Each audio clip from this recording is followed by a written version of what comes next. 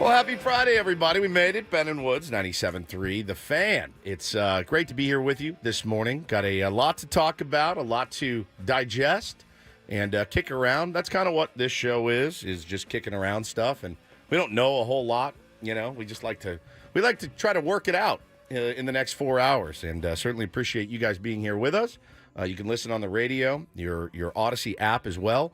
A lot of people watching on YouTube these days. We really appreciate that. Always fun to see you guys so active in the chat. You guys give us a lot of ideas. I actually steal quite a few lines from YouTube every single day.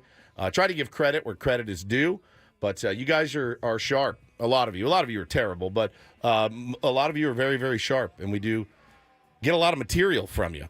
Today is Friday. We will have some fun. It will be loose. It's been loose all week. Just haven't had a lot of news here locally to talk about in regards to the baseball team. But there was an article that dropped yesterday. I know we are going to delve into that. Maybe even take your calls today as well on a Friday. I'm Woodsy. That's Paul Reindl. He's the executive producer. Good morning, Paulie. Hey, how are you? Benjamin R. Higgins, your friendly neighborhood sports anchor. Good morning to you, my friend. Good morning. One of the co-stars of Ben and Woods, actually. Yes, exactly. We did if you haven't seen it yet, it's all over social media.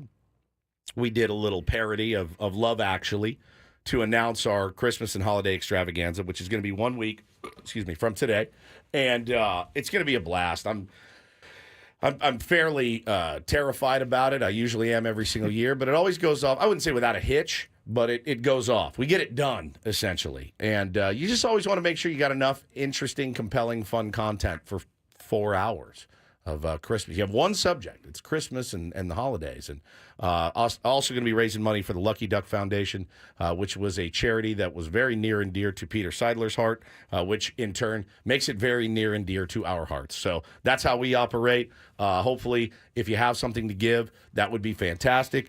We're going to be talking to one of their representatives just quickly on Friday to kind of get a gist of what exactly they do and how you guys can help. So that's really the charity component of it. Also, we're going to be having fun, doing bits, eating food, giving gifts, and it's just a fun day, man. A great way to end the year.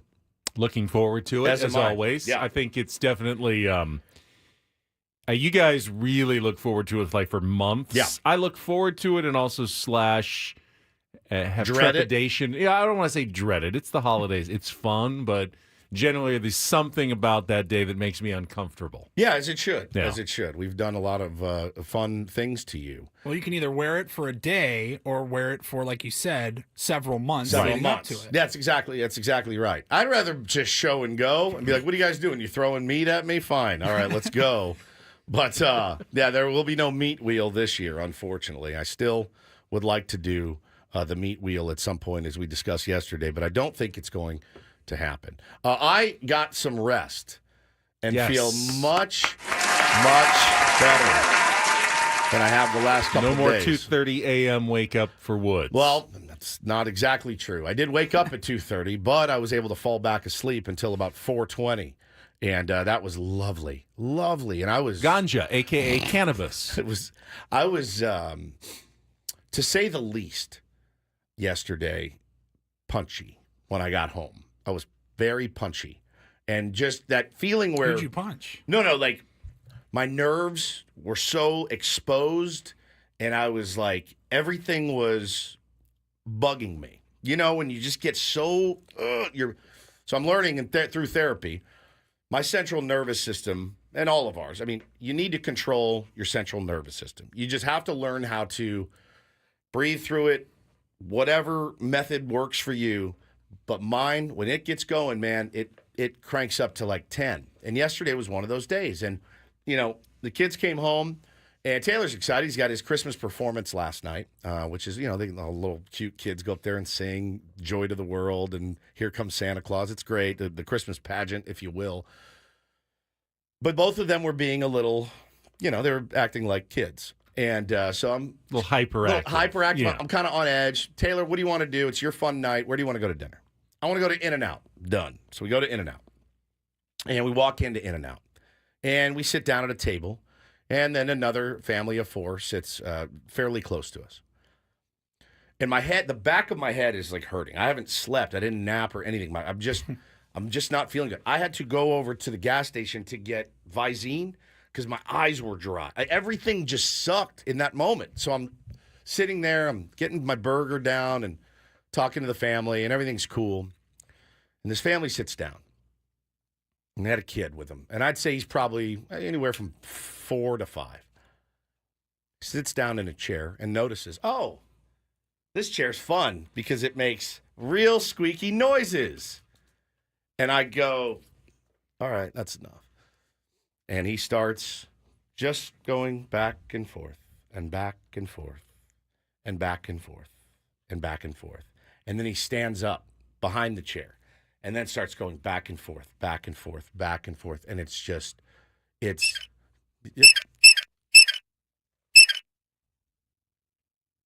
I hope it wasn't that bad. It was, if you can believe it, it was worse. Oh. And he did it for, we were in there because we had to wait for the boys' grandmother and grandfather.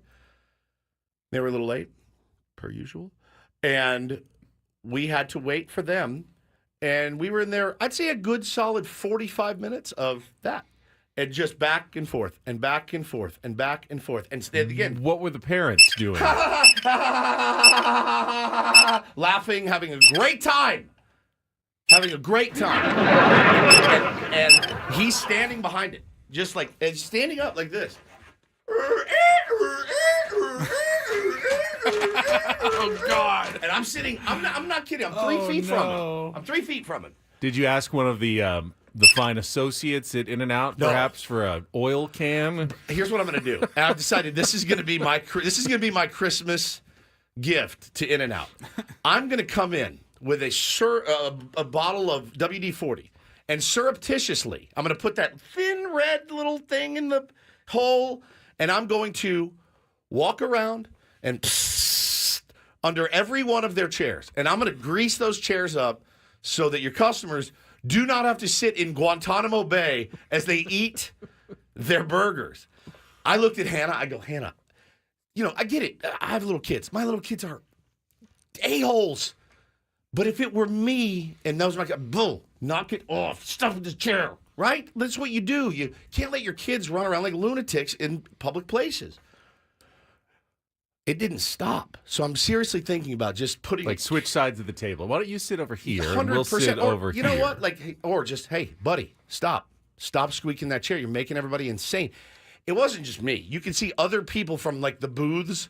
Like you'd see the head go, what the hell is going on over there? And it just all morning or all night, back and forth. And no self-awareness from the parents. Just be self-aware. We talk about it all the time. There's a severe lack of self-awareness in this country right now. Severe. Just try to do a little bit better. Take care of your fellow men around you. I tell Taylor all the time, buddy, we're at a restaurant. They didn't come here to watch you run around, sing and dance and do whatever. Like, you're in a public place. You got to act like it. Have some decorum. So I'm that's it. I mean, bro, it was excruciating. And he didn't stop. Oh, my God. He didn't stop. And so, I mean, the hair on the back of I was like, Hannah, I'm going to punt this kid. This kid was like 4 years old. I just want to pick him up and just punt him. Just like, Which would be inappropriate. That obviously. would be inappropriate. It didn't stop, dude. It didn't stop. I'm going to hear it in my sleep. And so I was you get to the Christmas show and you're just like, and I'm having conversations with myself the whole time. I'm just like, just relax. Live in gratitude. Live in gratitude. Live in gratitude. Everything's fine. Relax, bro. Relax. This is your family. These are important moments. This is beautiful. Holy cow. I think the two important words in all of this are self-awareness. Yeah, man. I think we all need to just be a little bit more self-aware. Indeed. Was at Costco earlier this week, Monday, and there's a Play it flow. anymore because you're gonna ruin my morning. The squeaky. Yeah, I can't hear it again. There's a flow when you're walking through like a store like Costco, and you got your big cart. And everyone's got their carts, and everyone's kind of walking at the same speed. The people that just think now, right in the middle of this giant walkway, that's where I'm gonna stop. I'm stopping. And look around Like, dude, get off to the side. It's like driving. You're- Just get hey, off to the side and your figure fun out day. where your next step is. Because if I almost run into you one more time, I'm going to actually run into you. Yeah, it's your fun day. Sometimes Just you have stop to wherever you want. linger around the The slow samples walkers. while they're reloading the sample tray, though, and that can create a bottleneck at Costco as people are going, well, if I just wait here another 50 seconds, they'll have a new sample for me to try. Yes, just sitting there lingering for a free But then you're stuck wiener. behind them. Yeah, then you're stuck. It just, again, I'm not saying you have A to. free little half a shot of apple juice. Yeah, and Petey makes the point. It's not that kid's fault. That kid heard a funny noise and decided, "Oh, this is a fun noise. I'm gonna have fun with it." He likes bits. He He likes was doing bits. a bit. You like bits, I love too. bits, and it's like, but the parents, you gotta wake up, and you have to notice the people around you, the surroundings. So, I mean, bro, and everything was heightened for me because I hadn't slept. You know that feeling like Memento. You haven't slept, and you're just like, I could kill someone. I think with my bare hands right now, if possible. Yeah, but yeah, kids are going to be kids. They're going to run up and down the aisles. It's up to us as parents to say, hey, fun boy, get over here. Sit down, zip your lip, stop dancing around in the chair, stop throwing fries at your brother, whatever it is. Like, nobody wants to see your kid put on a show at In-N-Out. You know, nobody wants to see that. What's your guys' go-to burger order at In-N-Out? I feel like everyone modifies it some. Well, not everyone. Some people just say, just give me a cheeseburger the way you make it. But Yeah. most people have one modification or such. So What's yours? I've switched recently to a very much more basic In-N-Out burger. I just get a hamburger with just mustard. I'm sorry, a hamburger with no just cheese. Nah, I get a hamburger with just ketchup and spread. That's all I get. Their onions. No lettuce, no tomato. No, No onions. I eat like a 6-year-old. Their onions are so potent. I like them. I love onions. I just can't eat them. They don't agree with me. So you eat an In-N-Out burger on Wednesday, you still taste those onions on Saturday. Just ketchup and spread. Ketchup and spread. So you That's get it. kind of a sweet sort of burger. Yeah, almost. kind of like a Hawaiian burger. Yeah. I like that Hawaiian Paulie, burger. what about you? joint. Give me a Sprite. Can I have a Big taste of Kahuna? your delicious beverage? It looks like the Big Kahuna burger that he eats in Pulp Fiction. I like a cheeseburger, no tomatoes, Okay. grilled onions. Oh, maybe I should do mine grilled. I think so it takes good. some of the punch out of it. And then if you haven't eaten all day or whatever, you get the double. But still, no tomato, grilled onions. I'm a Solid. double, both kinds of onions, mustard instead of the spread. Oh, that's kind of a nightmare order. Not really. It's extra work. Well, I mean, they have to put on. The grilled onions and the mustard. I didn't even know they had mustard there. I had no yeah. idea. I like a Get like a grilled onions. tangier burger. Go just missed next it. time you go. Grilled onions. Hold on. Say it again. I like a tangier burger. Thank you. No But one's going to I remember. love- We'll fix it in post. I love the onions. I could never decide, and then I realized, wait, they'll put both kinds for me. So I Yeah. get the raw onion and the grilled onions on there. I mean, I love onions. I think they're delicious, and they give such a good flavor to the burger. But their onions in particular, I think they're so fresh and potent that I taste them. They sit with me. They make me kind of. They're strong. They're strong. There's no doubt about that. But So- I feel like to me, that's the real selling point of the In-N-Out burger. Those really good onions. I mean, it never fails, and the people are always so kind in there. To a man or woman, the customer service is through the roof. The price was right. I mean, again, a family of 4 was like $38. We went to In-N-Out last week. Megan and I were driving around, kind of hungry, stopped in for In-N-Out, and going through the drive-thru, I go, they've really nailed it. They nailed it. They have got it down right. She goes, you say this every time. I go, yeah. You know what? It's because I really feel it. I really believe it. Like, the prices are comparable. I was looking like a double was like 600 calories or something. Like, look, it's fast food. I get it. Yeah. But does anybody else feel better if it's a 600 calorie fresh burger with fresh ingredients versus A 1,200 calorie a Big burger? Mac or Yeah. something, right? You feel at least a little bit better about yourself. The service is good. They have the drive-through, 2 lanes splitting into one, but it always works out. The person sitting out taking your order, like you said, it's something, Paul, you'd be a great dad because that is such a dad observation of sitting in line with your family going, these sons of bitches, man, they nailed it. Bro, They it was a absolutely Friday nailed it. night. Like, the line was packed. It was 15 to maybe 20 minutes at the most in the car. And it had no business being that smooth. The other thing dads always say, and I said it last night when we got to In-N-Out at 4:45, I walked in, I go, Got here just in time. Yep, that's my and favorite. soon enough, it just got packed. I'll say to Megan, I go, hey, and she goes, don't do it. Don't say it. Hey, check it out. Yeah. Looks like we got here Just in time. Well, what's impressive, though, is at most places, if I drove up and there were 17 cars in the drive-thru, I just go somewhere else. But out. at In-N-Out, I feel like, man, you know what? I'll make it through pretty quickly. I'll get Gus through says it. they pay these kids well, like $20+ an hour, $22 an hour. Like they work their asses off. They earn Good kids. You can every see them working. single cent that they earn. Good kids. And- Good kids. You know, I mean, they're always busy. That one in Barstow, like on the way to I mean, it's like Disneyland with the line, and you go back and forth. And they just announced this last week that they're building the largest In-N-Out ever on the Las Vegas Strip, over 8,000 square feet, 2 levels of dining room, like upstairs and downstairs. It's going to be an absolute. That's gonna be crazy. Huge. They have one already, just normal sized In-N-Out over on the Link Promenade. And then down the other side of the strip, they have the Taco Bell Cantina, which is the the 2-story Taco Bell. So, yeah, I'm sure that In-N-Out is going to be very successful. Well, here's the thing. Just my 2 cents of advice. Grease up your chairs a little bit more. Make sure they're lubed up, greased up. Grease the poles, as they say in Philly, because your boy almost went to jail last night. I mean, if the dad had looked over and said, "What's your problem?" I would have been like, "You know what my problem is? That's my problem. That's my problem." But I feel like the sound is with me now. It's a part of me. I feel like I'm never going to get rid of it ever. Just lucky that these chairs these are don't squeak, because we've got turning chairs too. Now, let me say, I come in here and I rip Adam and Odyssey all the time. You guys have absolutely changed the game with these chairs, and I want you to hear this from my mouth. Thank you. Thank you for these chairs. These chairs are fantastic, and I couldn't be happier. Yes. No squeaking. Look at that. With the chair selection. Look, watch this. Spinning all the way around. Silent I spin. got armrest. I got everything I want. It's bouncy.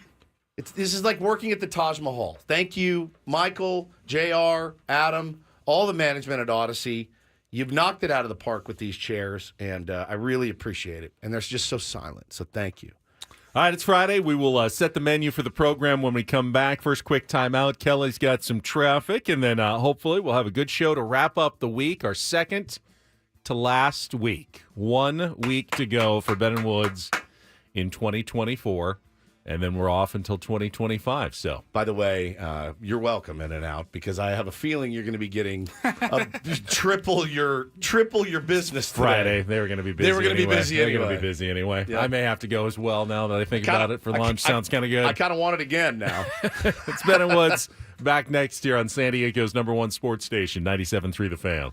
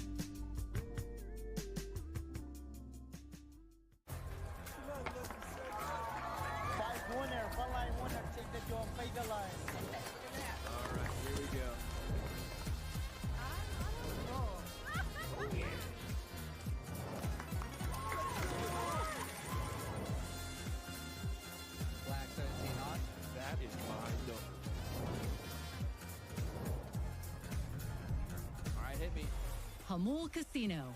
Fun above all else.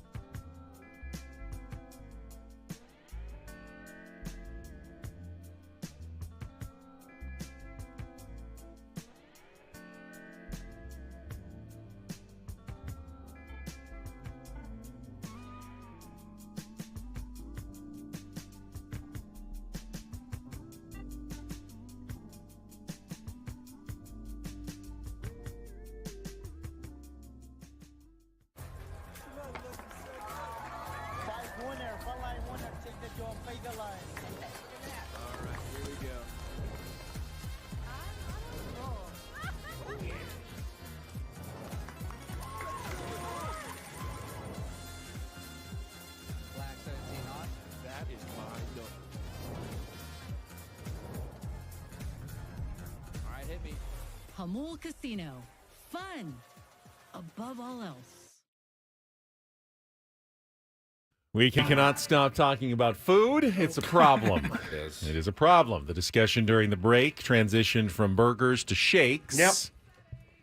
Wood's a fan of the peppermint shake from Chick-fil-A. It's got those little peppermint nuggets in it, and oh my God, had one Those the little other day. candy pieces. Oh, I have had that peach shake that they have in the summer. That one's pretty good, too. it's good. It's too sweet for me, and that's saying something. But it's tasty. I mean, you can't. I couldn't finish it. That Too peppermint sweet. shake. It's yeah. supposed to be really sweet. Uh-oh. So you don't like the date shakes, then? I love date shakes. But they're so sweet, I know, though. I know. But the peach one was just a little bit extra. But that peppermint one, oh, maron. It got me, dude. I had it. I was with my kids, and they're like, let me have a sip. I'm like, one tiny sip. One. I was like, you're not drinking all my peppermint shake. So, We'll say if there was any flaw with In-N-Out, for me, it would be their shakes. Yeah. They're a little bit too thick.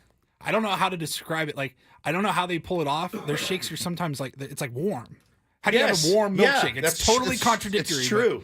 And they're very thick. You're like this, trying to get it up. Your head starts to hurt trying to get and the straws are paper now, so it's very difficult. It's very difficult. Have we gotten so spoiled that chocolate, vanilla, and strawberry are not exotic enough for us. No, when I those still- are always the only 3 flavors. I still like them all. Because Wendy's they've been advertising their salted caramel shake Yeah, I don't need quite a bit recently. No, I mean, hang on.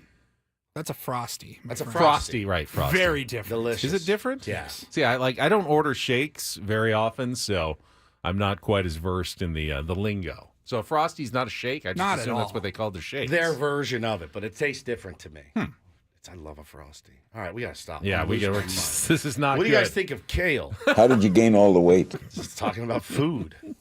I really like kale, spinach. Kale's too sharp It's for me. so gross. So gross. Well, not people. If you say you like kale, you don't. You have to lie to me. You don't have to. You lie to girls. Don't pretend. Yeah, don't I lie had a to me. Caesar salad for dinner last night. So It's one of those Caesar salads. One of those ones where you're like, "Hey, I'm healthy. Exactly. I'm eating a salad." Exactly. And it's like, nah, come on, man. Are you having a bowl of croutons and dressing with a little Yeah. lettuce, or are you Lettuce. actually having a salad? That really is a big difference. If it's mostly cheese and croutons, then yeah, it's delicious. It's what a great salad. any that salad, is. you just douse it in ranch. Howard Stern told a great story about the late great Sam Kinison, and Sam, struggled with drugs and alcohol, struggled with food, so he quit drugs and alcohol, and then food became his new passion.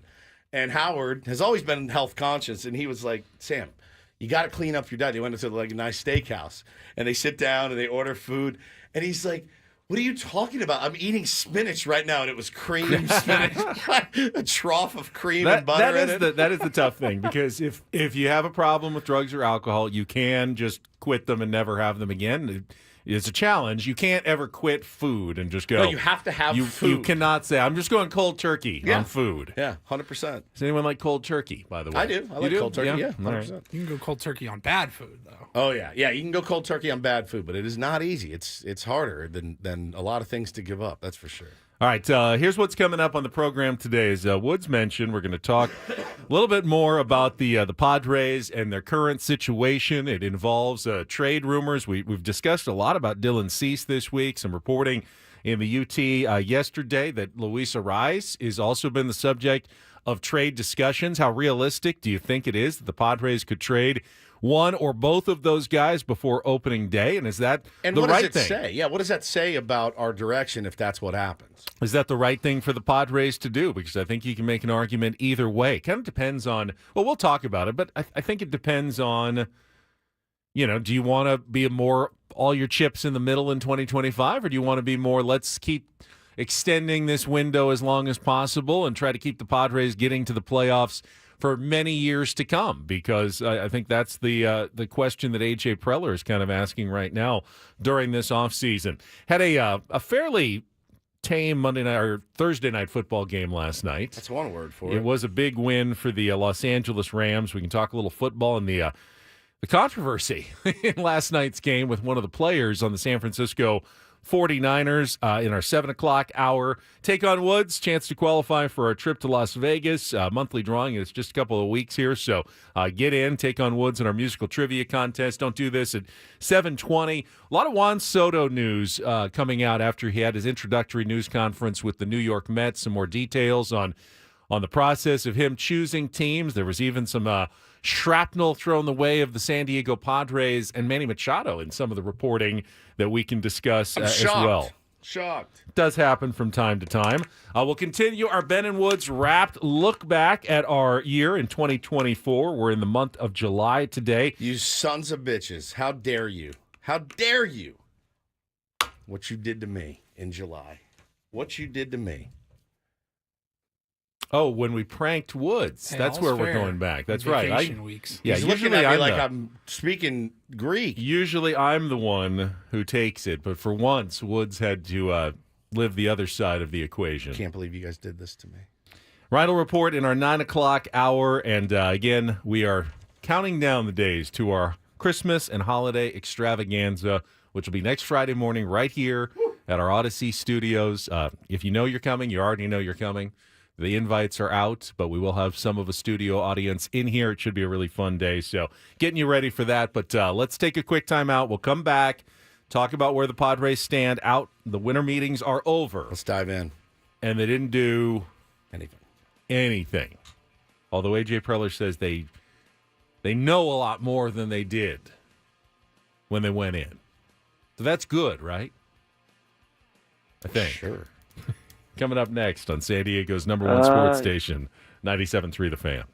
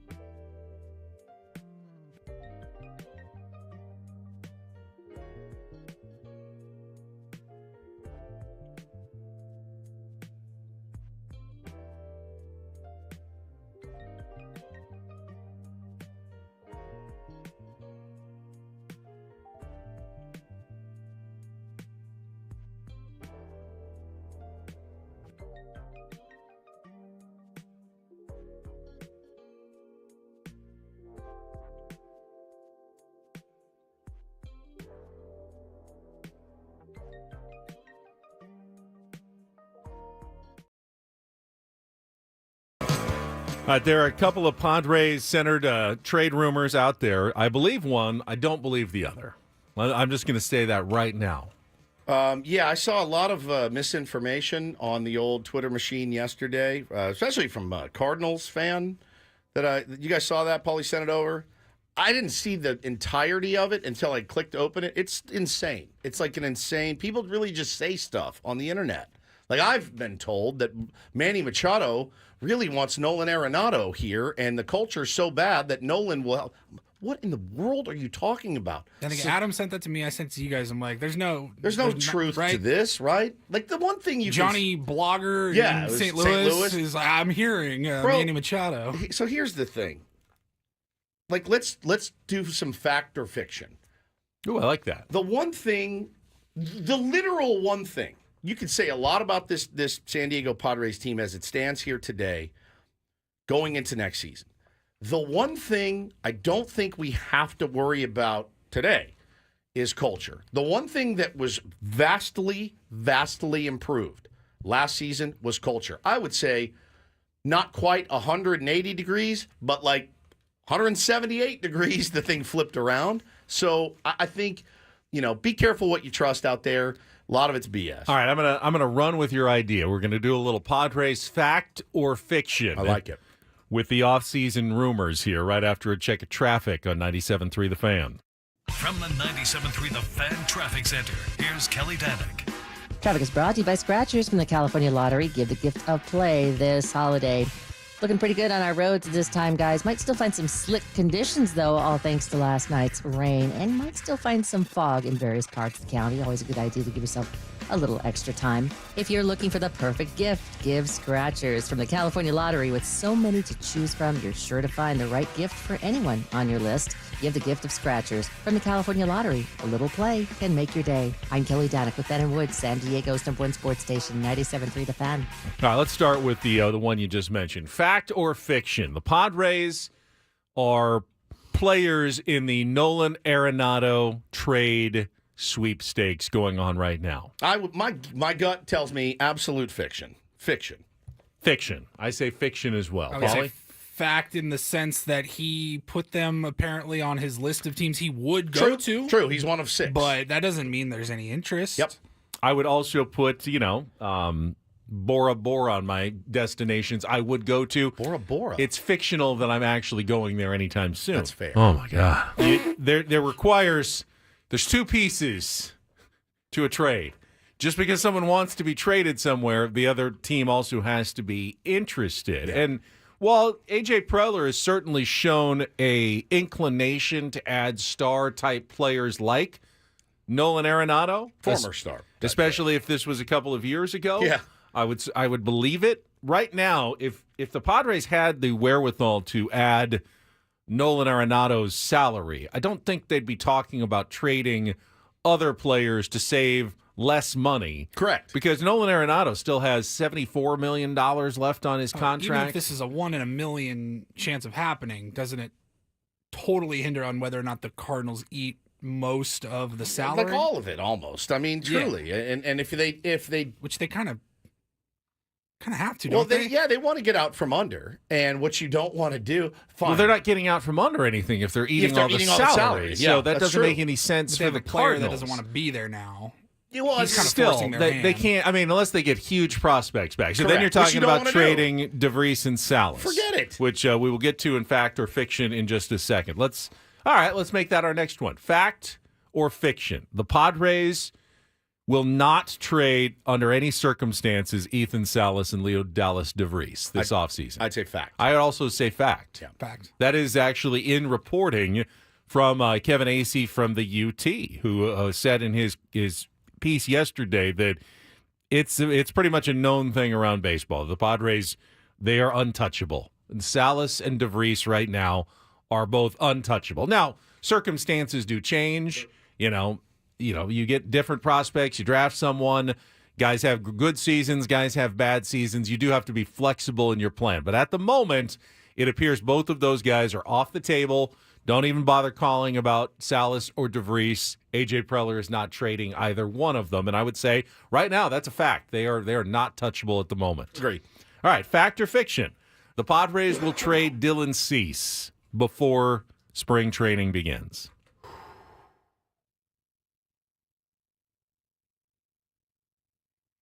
I think the question should be more they're trying to trade him. Fact or fiction, they're trying to trade Well, him. I mean, you're gonna have to go on record and make a guess deal. here. You do, but I think they will find the right deal, and I think that is a fact.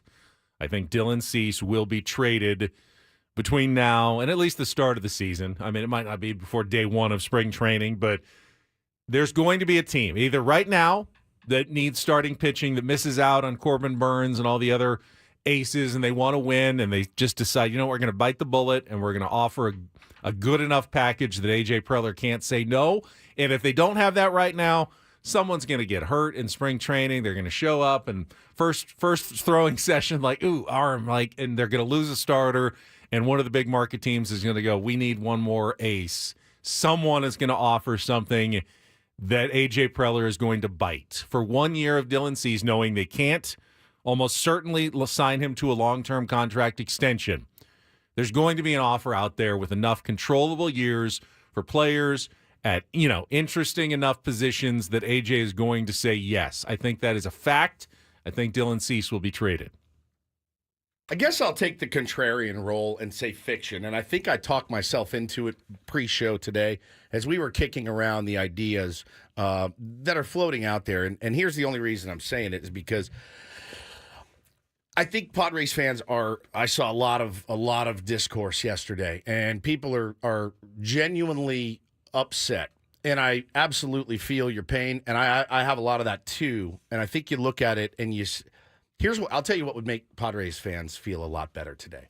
If you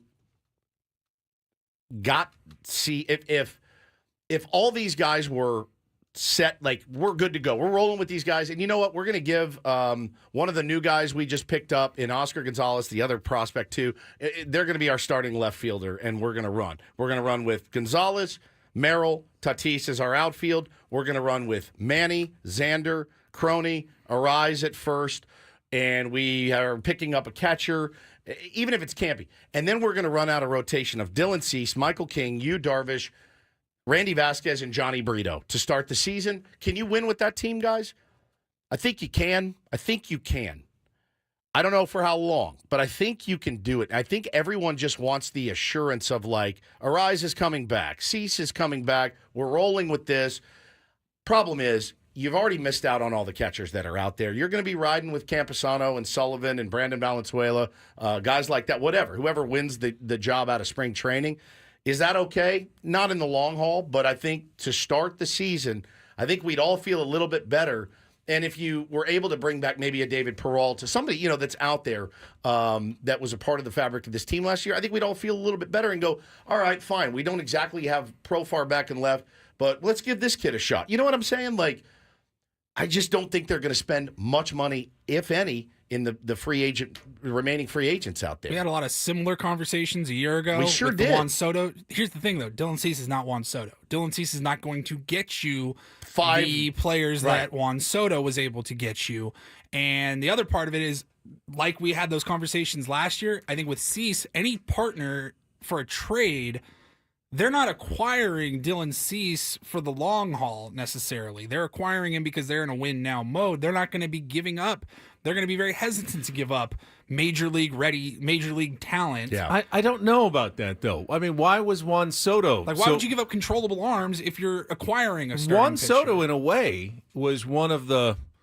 I mean, knowing that it was going to be so hard to re-sign him, even if you were the Yankees, they gave up a lot for knowing that there's a good chance we are renting him for a year. They probably gave up too much in that sense. Why wouldn't another team do that for Dylan Cease? He could be the difference maker for a team that pushes them over the top and gets them to a World Series as well. Isn't that just as valuable as Juan Soto? No, you're talking about a guy that rolls 162. He's out there for every single game. You can say a lot about Juan Soto. He's this, he's that, whatever. Guy posts, but right now he hits. It seems like pitching is the most valuable commodity right now on the market. It absolutely and it's the is. hardest. So why would you get rid of a pitcher? Why would you get rid of? You're not of? going to get one in return because that's the most valuable thing you have to deal. To get more stuff back. It depends on who you match up with. All right, let's continue. Fact or fiction? Because in AC's piece, he says there is absolutely smoke around the fact that A.J. Preller is talking about a Luis Arraez trade. Fact or fiction, Luis Arraez will be traded by the Padres before the start of next season. I think fiction. I also believe it is fiction. Yep. Again, signing him to a multi-year deal, if you can figure out a way to do that, actually brings your number down a little bit, so that would be cost beneficial to him. If you give him a 3-year deal instead of this 1-year arbitration number that he's going to get. So I think he's going to be here. I mean, given the questions of, what is Luis Arraez's value, war-wise, it's not that high. Right. I feel like A.J. Preller values him Immensely. as highly as anyone in baseball. So he's never going to get the offer that he feels is worth it. Right. He actively pursued him for a long time and then finally landed him. Unless he's blown away by an offer for Luis Arraez, and I don't think he's going to be. I don't think he's going to give that guy up. Whether he extends him or not, I don't know if that's in the cards, but I do not see the Padres trading Luis Arraez before the start of next season. I got one for you guys. When all is said and done and spring training starts, the Padres will be top 15 in payroll. Fact or fiction? Fiction. Okay. They were 15th last year. So I don't think they're cutting. They're certainly not. Well, you don't have to cut if you don't add. I mean, everyone else Is getting a raise. is going. Well, I don't know. With the raises that are built in, it's possible that they actually will be. They may actually go up a few slots without signing anybody because of the raises that are built in for players. So that's a bit of a trick question. You're gonna feel like they're not going up. They'll probably be like 11th or 12th in payroll, so they'll go up from last year. But you're not gonna you want as a fan emotionally feel like, oh, Padres have just jumped up in payroll. Great. No, they lost a bunch of players. Yes. They're just paying more for the guys they already have. We jumped up in payroll, but we lost our left fielder, our catcher, and a starting pitcher. Yeah, and they're still going to jump up in payroll, so you're not going to feel that. All right, the big one here. Last couple minutes before the top of the hour. Fact or fiction? The Padres will be playoff contenders when they show up at spring training in 2024, no matter what they do. Fact. That's an easy fact. And I think that's the big picture that fans need to keep in mind before hitting any panic buttons, before going on any massive rants about what's going on in the offseason. Almost invariably, no matter what they do, the Padres will show up as legit playoff contenders in 2025. Yep. There's really no way A.J. Preller can undo that, no matter what he does. Oh, settle down. I don't know about that. I mean, it would be hard to. The guys that we are almost certain are coming back. Yeah. Tatis, Machado, Merrill, King, Xander is part of it as well. But King, Darvish, the bullpen that they have coming back, it's pretty cheap and controllable. No matter what you put in, even if it is the Oscar Gonzalez of the world, you might not be as deep, but you have the makings of a playoff contender going into next year. Really, no matter what you do, whether you trade Dylan Cease or not, you are a playoff contender going into next year. Yeah, I mean, trading Dylan Cease, again, depending on the return, but it hurts. It hurts. It's a lot of innings, a lot of quality innings that guy gave us last year. So you're going to have to figure out a way to replace those. And it really depends on the return because I don't know right now that if you trade Dylan Cease, you're a playoff team. Well, listen, because then you're throwing an aging Darvish and Michael King. But you're going to ask me day one, what's your projected record? And you know what I'm going to say? I'm going to say 81-81 again because that's how I keep my peace in my head. I'm saying 81-81. I'll say it right now, 81-81. If that's your projected record, then I don't know that. Then you're saying fact on playoff contender, though. We'll see. I mean, I would have probably said somewhat fiction going into last year. They won 93 games. I know.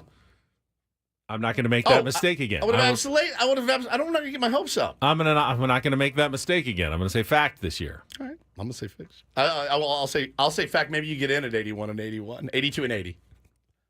What was the record of the lowest team to get in this year? It was better than we expected it to be. Let me see. 89. In the National League? Yeah. I assume is what you are. National League's going to be so nasty, man. So nasty. So it was 89 wins. Wow. The Mets and Braves both won 89, and the Diamondbacks won 89 but missed out. Crazy. Slow start.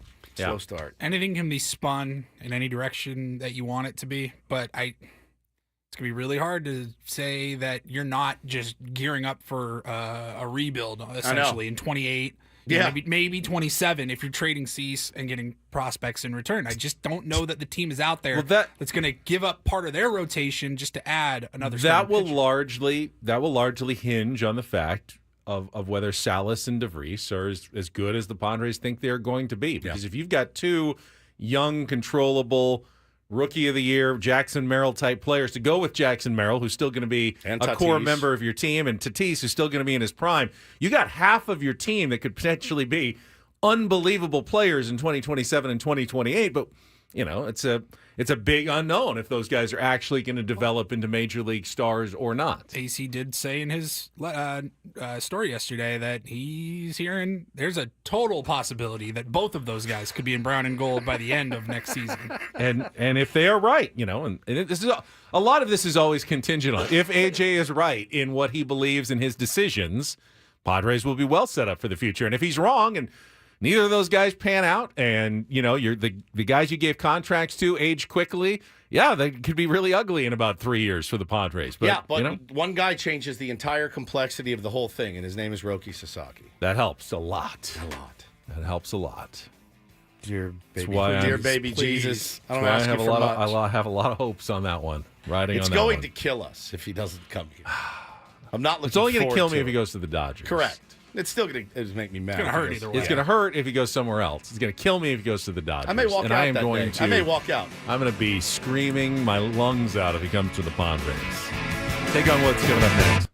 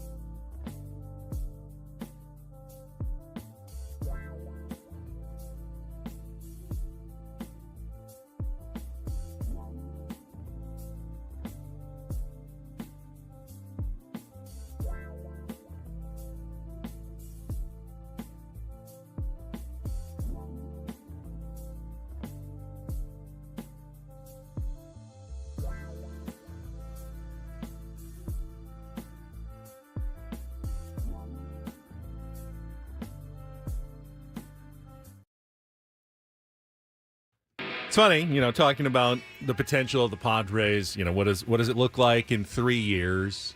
Trying to look into that crystal ball, and is there rebuilding ahead, or are there better days ahead for the San Diego Padres?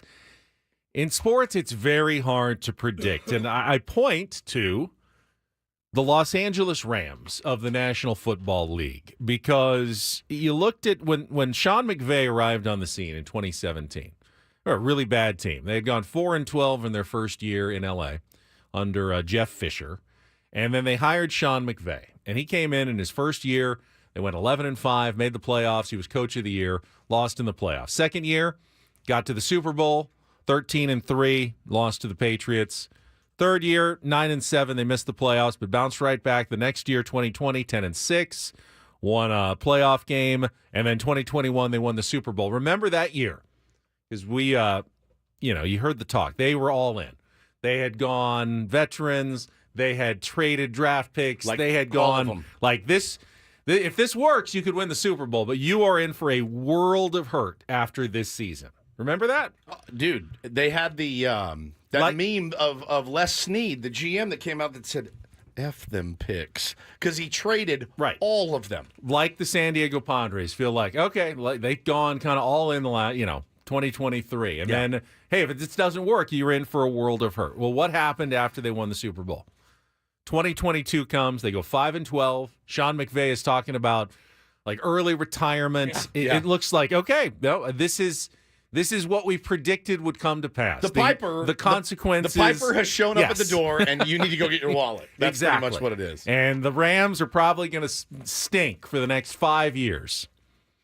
And then in 2023, they go 10-7 and make the playoffs. And now, after winning last night on Thursday Night Football in San Francisco, they have once again put themselves in position to possibly make the postseason again, based on some good decisions, finding some good players, and having a good coach. And there's no doubt about it. Sean McVay, whether you like him or if he rubs you the wrong way a little bit with his jumping around and what he does, he's a good football coach. Yeah. And he has been a godsend to the Los Angeles Rams, who won a very brutally ugly football game last night in San Francisco. Is Rams fan upset at the paying the Piper though? If you win, they won a Super Bowl. That's the thing, and they're barely paying the Piper. Yeah, they're barely. Their Piper was one bad season, and then making the playoffs and having a chance to make the playoffs again this year, and looking like they are on a upward trajectory again within 3 years of having won the Super Bowl. And again, the NFL is a little bit different. You draft Kyron Williams, and you don't have to wait 5 years for him to develop. He comes in out of ND,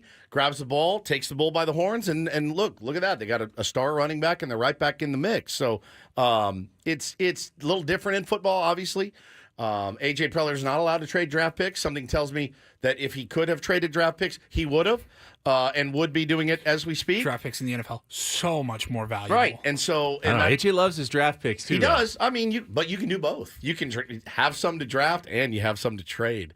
And I have no idea. I have no illusions that he wouldn't have. Paul Skeens every 5 to 10 years where you draft a guy in June and he's there in the next April or May.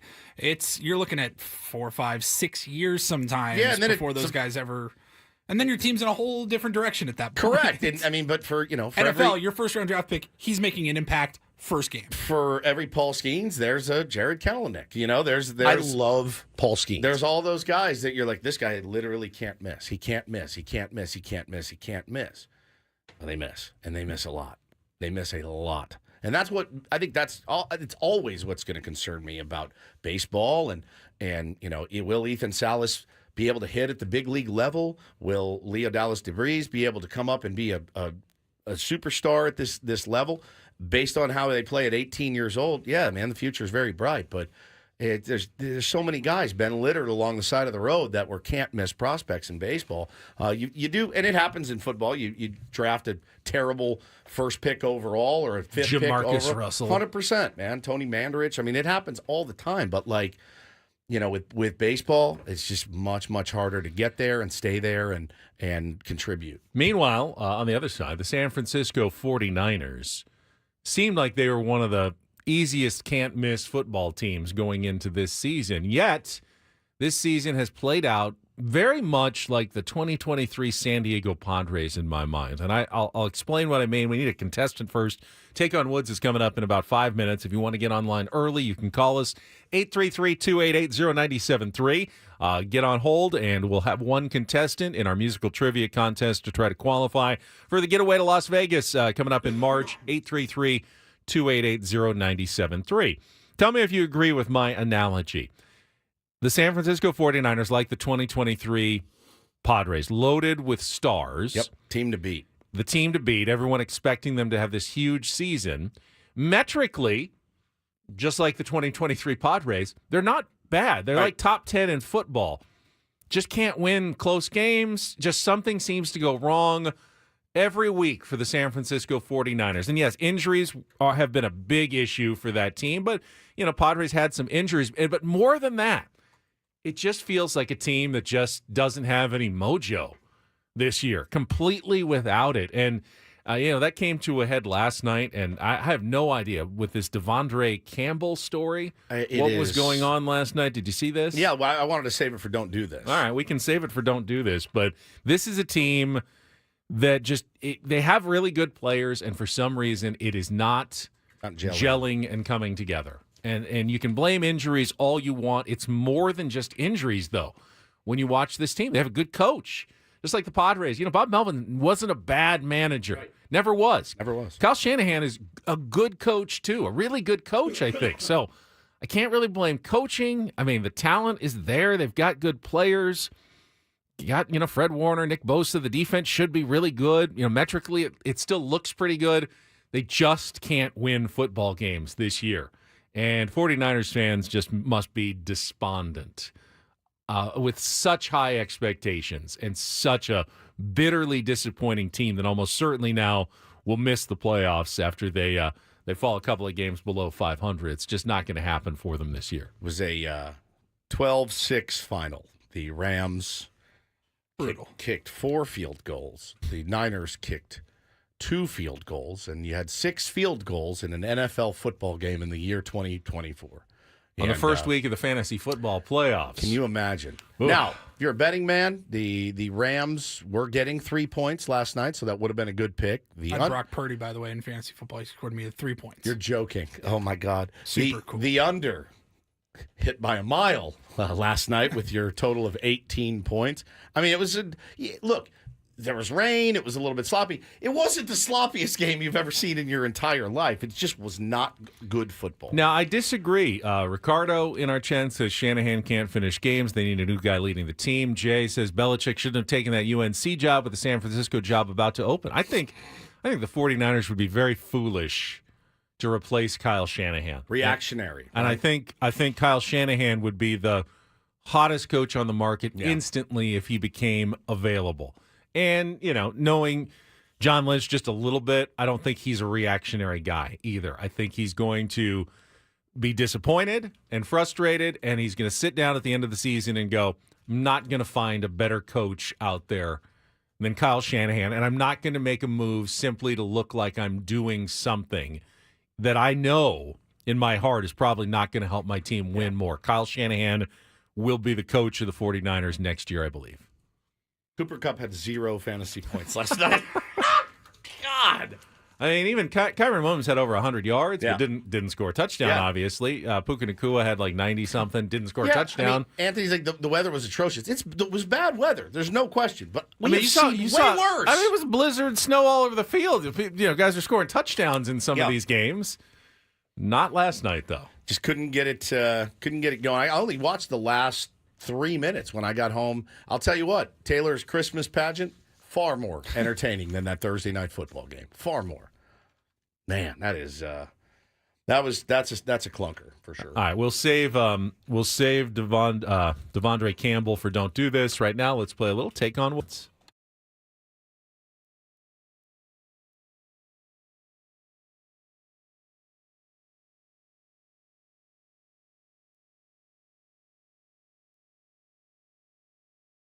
Take on Woods is brought to you by Valvoline Instant Oil Change. It only takes 15 minutes, and you don't have to get out of your car. For directions and discounts, go to SoCalOilChange.com. That's SoCalOilChange.com. Let's go line 1. Joe, are you there? Good morning. Yes. Good morning, Joe. Are you ready to be our contestant for Take on Woods? Yeah, I'm ready. All right. Joe's good, I think. Here's what you're playing for. If you can beat or tie Woods, you will qualify for our 2-night stay at the Westgate, Las Vegas in March, plus 2 tickets to Hoops Central. It's where you watch all the college action with their high-definition screens, luxury seating, table service, and access to all the best gaming action. You need a ticket to get in. If you're out there, you can get your own at westgateresorts.com, but you can only win them here on 97.3 The Fan. And you got the chance here, and you get to choose our category today in Take on Woods. Joe, your choices are prog rock, progressive rock bands. We've got a bunch of things, 5 song titles that include the word things. And we have our new category, There It Was, Glory Hole. 5 songs that include the word... There it was. Glory hole. Glory in the title. So, prog rock, a bunch of things, or There It Was, Glory Hole, Joe. So, a bunch of things. Bunch of things. All right, today on Take on Woods, again, 5 song titles that all include the word things. You'll have 60 seconds to answer as many as you can. Pass if you don't know one. We'll come back to it if there's time left on the clock. First question is our 2-second song. Paulie, you're going to play a song title that includes the word things. You need to give me the title and the artist to score that point. He'll cue it up now. If you can beat or tie Woods on the same 5 questions, you know how it works. You're into the grand prize drawing. All right, Joe, you ready to play? Yeah, let's do it. Paul, you're cued? 1 second. Give him 1 second. We're not starting at the beginning of this song, so Paulie's got to get it to just the right moment. I'll give him just an extra little beat here to get ready. All right, he's ready. Your marker was off. Oh, was it? I'm sorry. He found We're it, good. though, because he's smart. Good producer. All right, 60 seconds on the clock, Joe. The category is a bunch of things. Your time begins when Paul plays the music. Good luck. Let's take on... Hang on. Never mind. Hang on, I'm not ready. He's once We're having again an issue here. not ready. All right, Joe, tell me what are you up to this morning? I'm just getting ready for it. He's getting ready for work. All right, now Paulie's ready. Thank you for that lovely stall for me, Joe. All right, 60 seconds on the clock. Your time Firing on begins. all cylinders. Your time begins when Paul plays the music. Good luck. Let's take on Woods.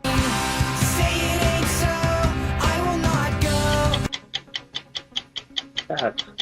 Which 1991 hit by CNC Music Factory was inspired by a running gag from the Arsenio Hall show? Things We Do for Love. No, incorrect. They could have sung any song they wanted to, but UB40 struck gold when they covered which 1964 hit by the Temptations? Pass. Which 1976 song by British group 10cc became the band's best-selling hit in the United States? Pass. Julie Andrews sang about everything from schnitzel with noodles to brown paper packages tied up with strings, in which classic from the My sound... favorite thing. Correct. Go back to our 2-second song. 182. And what's the song? All the small things. Correct. Which 1991 hit by CNC Music Factory was inspired by a running gag from the Arsenio Hall show? All right, you did get 2. And you did get the Things We Do for Love, it's just the wrong question. That was the 10cc song, our 4th question. CNC Music Factory is things that make you go, And the Temptations UB40 is the way you do the things you do. So 2 is the score, Joe. Hang on. We'll bring Woods back in. Give him his shot without knowledge of the category. So he's got to figure it out as he goes. Just bang my knee on these perfect chairs. Well, at least they don't squeak. That's on you. true. All right, Joe's score is locked in. All right. Woods, 60 seconds back on the clock. Your time begins when Paul plays the music. Good luck. Let's take on Joe. All the small things, Blink 182. Correct. Which 1991 hit by CNC Music Factory was inspired by a running gag from the Arsenio Hall show? Pass. They could have sung any song that they wanted to, but UB40 struck gold when they covered which 1964 hit by the Temptations? It's a category. Pass. Which 1976 song by British group 10cc became the band's best-selling hit in the United States? Essing my pants. Next. Julie Andrews sang about everything from schnitzel with noodles to brown paper packages tied up with strings, in which classic from The Sound of Music? Go back. Which 1991 hit by CNC Music Factory was inspired by a running gag from the Arsenio Hall show? Oh, Things That Make You Go, Correct. They could have sung any song that they wanted to, but UB40 struck gold when they covered which 1964 hit by the Temptations? Quickly. Oh, that's a tie. Two? We have a Joe Woods 2-2 time. Not a They loss. could have sung any song that they wanted to. The way you do the things you do. All right. You get the category yet? Things. Things. The Things We Do for Love by 10cc. And my favorite things. Your Brown favorite paper things. packages tied up with strings. These are a few of My my favorite things. favorite things. All right. You've seen The Sound of Music, right? No. Never seen The Sound of Music? No. The Von Trapp family? Nope. I don't like musicals. I've never liked musicals. Really? No, you know that. Happy birthday to Dick Van Dyke, who's 99, from Mary Poppins. Still kicking, by the way. Chimney, yeah. No, I like girls when I was a kid. So. Musicals. Girls like musicals. Yeah. I liked, Woods didn't like those girls. I didn't like those girls. I liked Grease. If that's a musical, That's- that's absolutely. good. Yeah. Absolutely. Yep. Never been a With you. huge. Oh, have you seen Chicago yet? No. What about La La Land? Hamilton? No. Tried to watch it on television. Wanted to. You know, there's a Back to the Future musical coming to the Civic Theater. I've heard it's very good. I'm getting dragged right now, which is fine. I don't care. People have their own. You like certain things. I like certain things. It's all good. I didn't even like Tommy. Squirrely ass Tommy. Love Tommy. Yeah, I didn't like Tommy. That category is called A Bunch of Things. Grease was it. That's it. It's the only real musical I liked, I think. But live, like you don't ever go to the theater. Oh, I saw it on TV. I liked it on TV. TV, but No. you don't. Grease was a movie more than a Yeah, a stage show. I'm talking yeah. about stage shows. Yeah, I Phantom see. of the Opera. Willy Wonka, Wizard of Oz? Nope. I don't view those as musicals. I really don't either. I view those as movies. Yeah. Willy Wonka and the Chocolate Factory is pretty musically oriented. It's a good I mean, movie. they had like 9 songs in the movie. I liked the book a lot when I was a kid. A lot. Loved Charlie and the Chocolate Factory. Roald Dahl. Roald Dahl. James and the I Giant actually, Peach. I never would have even thought to consider Willy Wonka musical. I I guess didn't you're either. right, Yeah. but it's a movie to me. Yeah, Dominic's Blues Brothers is kind of a musical. Yeah, it kind of is. And I remember seeing it when I was a kid, and I didn't really get it when I was a kid. And I don't tell Mud Grant that because he's shown me. I've seen the entire movie because he's shown me every clip since on his phone. But I think I was just too young at the time. Maybe need to go back and revisit. But I wonder what the minimum number of songs is necessary to make something into a musical. because I like songs in movies a lot. Right. Like, is a Star Is Born a musical? No. Ooh. I don't consider it a musical. It's just a movie with a lot of music. Footloose is not a musical. They don't stop down. He's like, the preacher's daughter is coming today to bring me a Bible, and then I have to go to the city council. Like, that's not a. That's the stuff that makes me go, oh my god. Nobody sings like this. Coming up next is Don't Do This. Oompa, loompa, Yeah, I think that's just like a doompa-dee-doo. bit in that movie. I think it's a But- musical. There's definitely songs. Pretty sure it's a musical. It very well may be. I just never would have connected that. Yeah, I don't know. Just not. I've never been big. My wife loves them and is always wanting to go see them. It's not for me. Call me uncultured. It's fine. I don't care. I don't think chewing a lot of gum was really a huge problem for Violet. She liked chewing gum. So what? Yeah, big BFD. Big deal. Yeah. She had a lot of Sure. other problems. It's sugar-free gum. Yeah. No problem. Yeah, Just, it's fine. you know what? It's actually good for your teeth, I believe. Just out on it.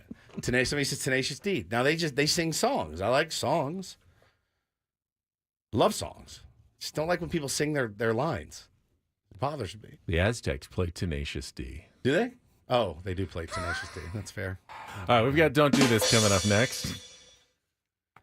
You want to talk about the 49ers. Yeah, his what's his name again?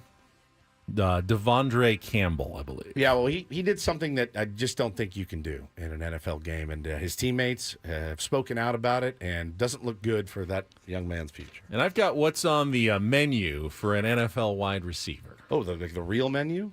More food his, talk? yes. Oh, yes, I'm in. You're not going to like this one as much. That's why it's in Don't Do This. Coming up next after traffic here on 97.3 The Fan.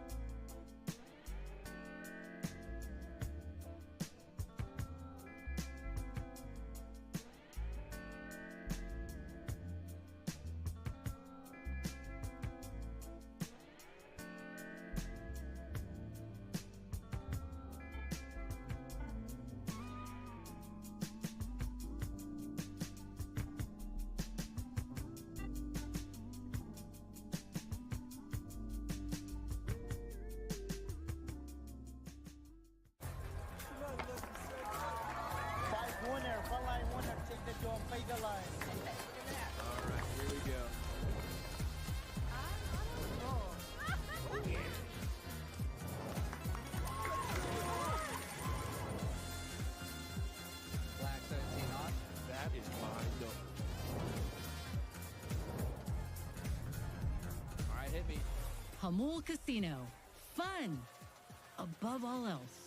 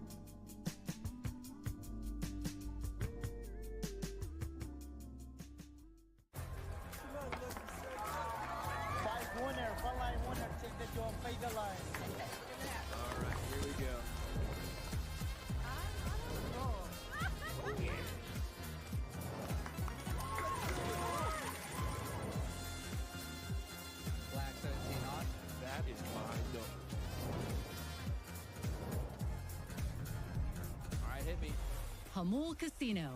Fun above all else.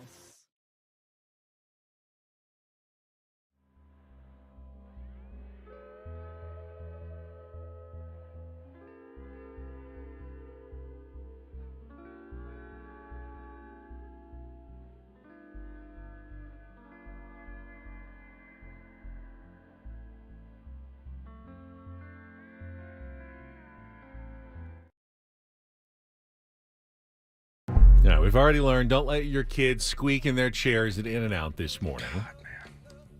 I hate being overly judgmental, but it is somewhat required in this segment of Don't Do This, Yeah, because when you put someone in there, you're kind of judging them. No, we put ourselves in Don't Do This. We We do. had you in Don't Do This yesterday. We do. Right? I'll just say on this story that we're going to lead off today with. This would be a very much a Don't Do This for me and probably you and Paulie as well. But it was a do this, I guess, for Carolina Panthers rookie receiver Xavier Legette. Was their first-round pick out of South Carolina last He year. is one of the funniest dudes I've ever seen in my life. I don't think he was being funny, though. No, so no, he was he's on just naturally funny. He was on the St. Brown podcast with the brothers Amon Ra and Equanimous. My boy. And they were asking about what. And the question was, what do you enjoy eating that others might not? And he said, yeah, I eat raccoon, like a raccoon you see in the trash. And that was He's country, dude. That's what they do. That's how he grew up in Mullins, South Carolina. Went to South Carolina. Standard. He said the brothers were like, "What raccoon?" He said, "Yeah, I had one for Thanksgiving." He goes, "Where do you even get that?" He goes, "I hunt it, I kill it, I skin it, we cook it, we eat it. That's what we do. We have raccoon." Yeah. And he said they absolutely had one on their Thanksgiving table. That is the great, walk in on Thanksgiving, Mama. You got the raccoon ready to go. I'm ready to eat. They asked, what does it taste like? You know, like chicken? Like everything tastes like chicken? He said, no, he says, coon got its own taste. Got its own taste. Yeah, little different. Little different. Yeah. I don't really want to know. Squirrely brings it up in the chat. Richard Christie. There's a guy on the Stern Show that's from, where's he from? Kansas. Kansas City. Yeah, I mean, this guy grew up, he had an outhouse, Benny. And his dad will call and leave messages. Hey, Richard, got me a squirrel today. Yeah. Careful, Squirrely, because Liggett also eats squirrels and rabbits. Yeah, dude. So, yeah. Hey, Richard, this is your dad. That's the greatest. It's the funniest thing you've ever heard. What's the most outrageous meat you've eaten? The most outrageous meat. I mean, I've had alligator. I had ostrich, and it was really good, and it made me sad after because the ostriches look kind of mean, but it was pretty tasty. It was lean. I've had bison. A lot of people eat bison. Nothing crazy. Venison. Venison made me. But not super uncommon. I'll do uni at the sushi bar. Which is what? That's a sea urchin reproductive organ. Like pee-pee? No, like the other. It's like it's just whatever. I mean, sea urchins don't have either. It's just they're gonads, I guess is what they would call them. Save that. I've never had rabbit. Never had rabbit? I've had rabbit. I've never had rabbit. I've had rattlesnake. Lapin in That was French. pretty good. I've had duck. I've never tried a Rocky Mountain oyster. I have. I have had You're more those. adventurous than I am. Have you not? You probably. I mean, have you had the chance to and turned it down? Not really. Okay. No. Yeah, you'd eat them. They're not bad. We had them when we went to Denver. Yeah. That's what you do. You have to, right? All right, probably the biggest story. I've had frog legs. Yeah, I've had frog legs. Yeah. Pretty good. Escargot, I've had that. Cow Delicious. tongue. I mean, you Yep, go to a I've Mexican restaurant. Had cow tongue. Lengua. But never had raccoon. Cabeza, head, tongue. Yeah. I will say I will never eat squirrel or raccoon to my knowledge. I might eat it, but it won't be because I ordered it or killed it, skinned it, and cooked it myself. Correct. Unless I was in a pinch, and then I had to. But this is what everyone's talking about this morning. If you were watching the game last night, you might have seen Devondre Campbell, 49ers linebacker, put a towel over his head and walk off the field in the fourth quarter after never playing a snap. And you never know. Yeah, is he hurt? What happened? Well, Kyle Shanahan was losing linebackers at an alarming rate. He went to the veteran and said, hey, we need you in there. And I guess the quote was, he said he didn't want to play today. And they needed him. He said, no, I'm not playing. And that's not something that you can do. If you're healthy and you're on the active roster and coach needs you in the game, you got to go in the game. That's what you get paid to do. And it has rubbed everybody the wrong way. Is there a why, though? Is there an answer to why did he not want to go in the game? No one knows yet. Shanahan said, quote, people noticed. But when someone says that, you move on. That's somebody who doesn't want to play football. That's pretty simple. I think our team and myself, we know how we feel about that, so we don't need to talk about him anymore. Listen to what tight end George Kittle had to say after. He didn't mince words. Does that create dissension or disbelief or just disconnection on the sideline? Not disbelief or disconnection like as a team. That is one person who just decided not to play for his teammates. And I don't think that doesn't make our offense look at each other and be like, wow, man, we're falling apart. It's more of or like the defense, hey, we're falling apart. It's more of a one person making like Mooney said, a selfish decision. And I'm with Mooney on that. And I've never been around anybody that's ever done that. And I hope I'm never around anybody that does that again.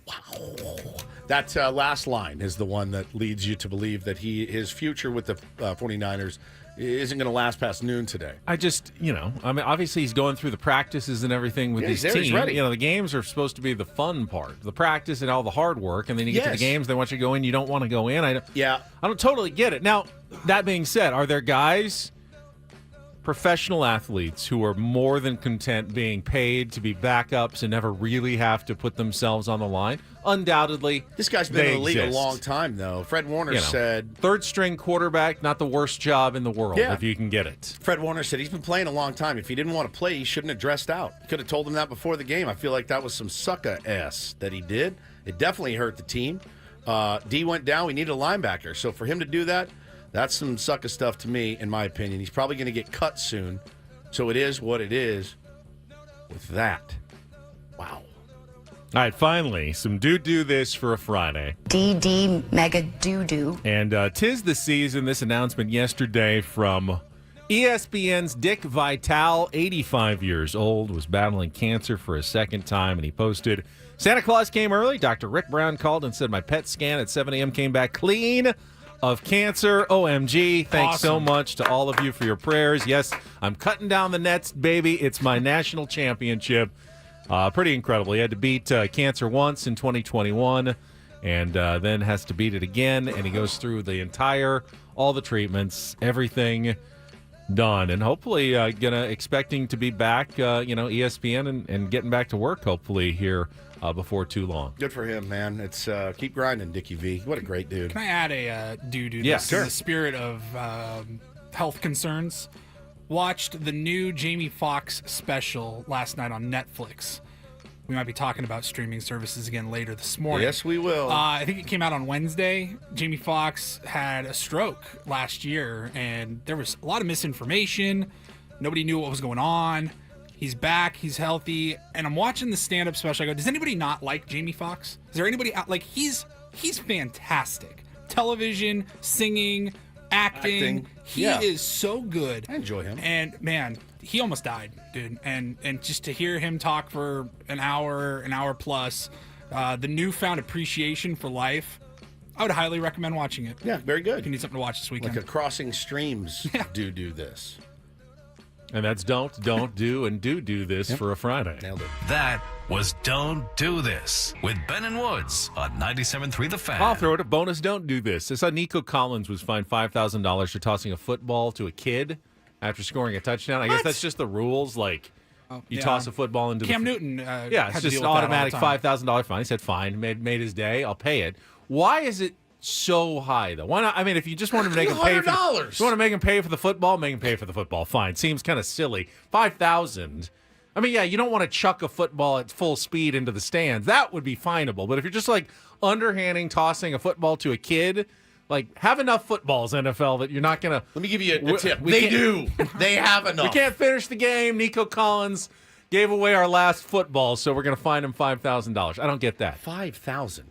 500, I could see. Maybe. $5,000 for a football? Good God. They don't cost $5,000. Jeez. All right. We will come back. Juan Soto was introduced to the New York media.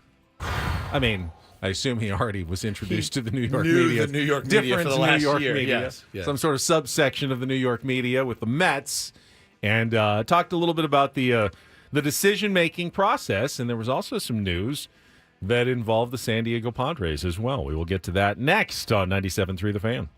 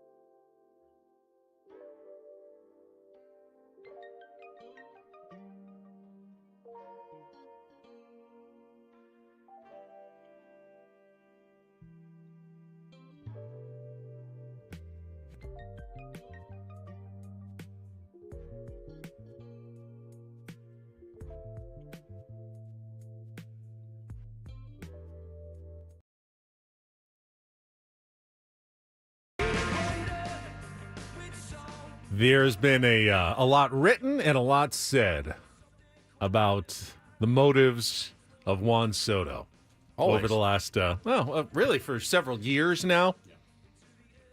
And ultimately, I'm gonna give Juan Soto at least some credit for being about as honest as any player has ever been. He always said, I am playing this out. I am going to go to free agency, and we're going to do the best we can in free agency. And never once did they deviate from that plan. When they turned down $440 million from the Washington Nationals, when they put their head down and in San Diego and continued to proceed toward free agency, when he was traded to the Yankees, and everyone thought, well, now that you're with the Yankees, you'll be there forever. You'll be there. Yep. You're not leaving the Yankees. You're not going to free agency. They'll lock you up. He goes, no, we are going to free agency. I'm playing this out.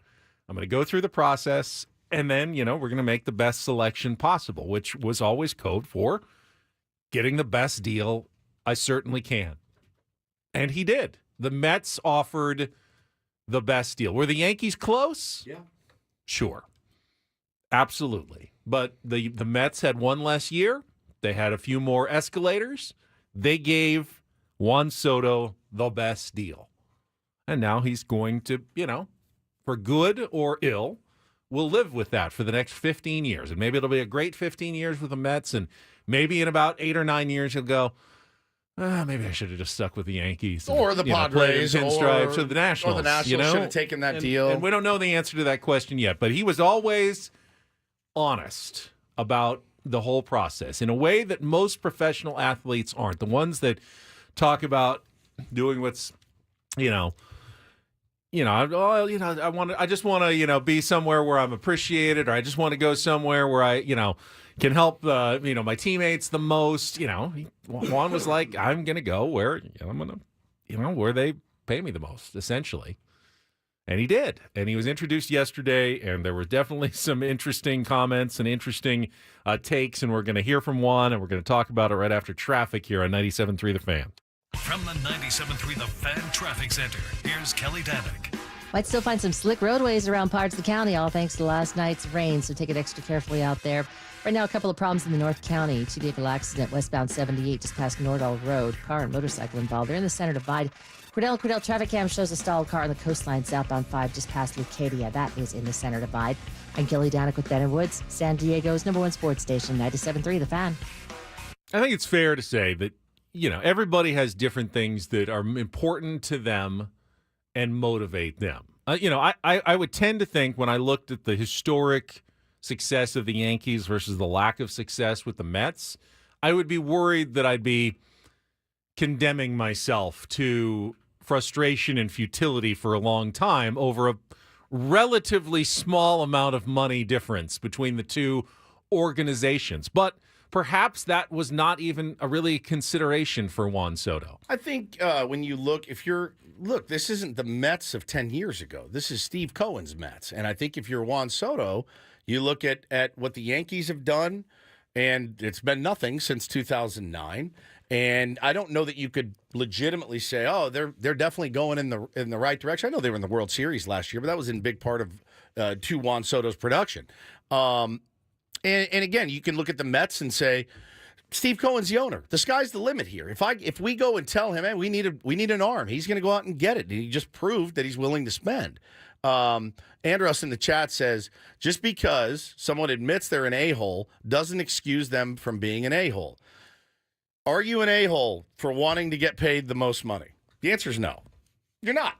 You're not. I don't think that makes you inherently an a-hole. Now, is Juan Soto the easiest guy to get along with? Probably not. Is he the worst? Probably not. Probably falls somewhere in the middle. That being said, I know Juan very little. I mean, I think I said hello to him twice. And the whole time he was here, we certainly never sat down with him. So I don't know him all that well. I do know this. I did read a piece yesterday in SI from the great Stephanie Apstein. And she said that he carries around his lock screen on his phone. You know what it is? It's him hoisting the World Series trophy when he was in Washington. And he looks at it 15 times a day. And the reason he does it is because he wants to get back and win a World Series. And he won't change it until he wins a World Series with the New York Mets. And to me, I don't think you can question Juan Soto's desire to win. He plays 162 games a year and performs and works really, really hard by all accounts. It's not an issue of he's not some lazy slob that, doesn't care about winning, doesn't care about the product on the field. So I don't know, man. Do I think he's a saint? No. Do I think any of these guys are saints? Absolutely not. They want to get paid. They got paid. So what? It doesn't make him a bad person to want to get the most money he can. Does he not want to play in the shadow of an MVP, though? But he is essentially in Francisco Lindor, And so this is interesting. I think Aaron Judge is on a different stratosphere than Francisco Lindor. Maybe not talent-wise, but in terms of the oxygen in the room. So, again, I don't know his motivations. I'll tell you what I've heard about him. I heard he's very family-oriented. In fact, the fact that he's so family-oriented actually has rubbed people the wrong way. His family's always around, right? And does that make him a bad person? Correct, exactly. Oh, a guy who loves hanging out with his family. What a D. No, but I think it can make him one of those guys that is sometimes difficult to deal with as a teammate. As a teammate, we like Juan, but all right, he's dealing with his family and he's late for the bus. I mean, I heard he's dealing with his family and they're in my space right now because his dad's in our locker room at the moment. Sure. Doesn't make him a bad person? No, and but it might not make him a favorite coworker. I remember. I mean, if we've all been late here. We've all had. Doesn't make us bad people. You're late. You're late, and people want to take this guy to the gallows because he didn't want to listen to Michael Berdar tell him how to hit. I'll never get over that. I wore his AirPods in a meeting. I would too. If the guy at Papa John's is telling me how to do a radio show, I'm putting my AirPods in. Period. Seriously. What are we doing here with this guy? Again, I've seen way worse. We all have. We've all seen way worse. But this dude, because he's the highest paid, he's going to wear this stuff. One of the questions was, did the Yankees mess up this pursuit of Juan Soto? Now, Soto directly said the Yankees did everything in their power to sign him. But he also admitted that he didn't hear from any of his teammates since the end of the World Series. Been in touch with anybody from your former team, and can you share what those conversations with your now former team, the Yankees, and could you share what those conversations might have been like? I haven't talked to any of those guys. Definitely, we talked to them through at the end of the playoffs, but after that, I make these processes. I haven't talked to any of those. Now, this kind of blows your mind a little bit. What? Was this for both, on both sides? So. He didn't clarify if they reached out and he didn't respond, or he didn't reach out, but just said I hadn't talked. So we don't know the full. Maybe nobody reached out to anybody. Exactly. I mean, maybe. And he doesn't owe anybody anything. He doesn't. No, I mean, I guess it's kind of odd, but so what does he need to text Aaron Judge for when he's in free agency? So tell me about the Yankees. We just went to the World Series. I guess you would expect Aaron Judge to text him. So that's the thing, is everyone's saying they didn't reach out to him because they don't like him and he's a bad person and a bad teammate and they don't want him on the team. I bet you if you gun to his head, Aaron Judge would go, yeah, I'd love to have Juan Soto back here. I would love it. Why? It gives us a better chance to win a World Series, right? I think you'd be foolish if you're Aaron Judge to not want him there. But I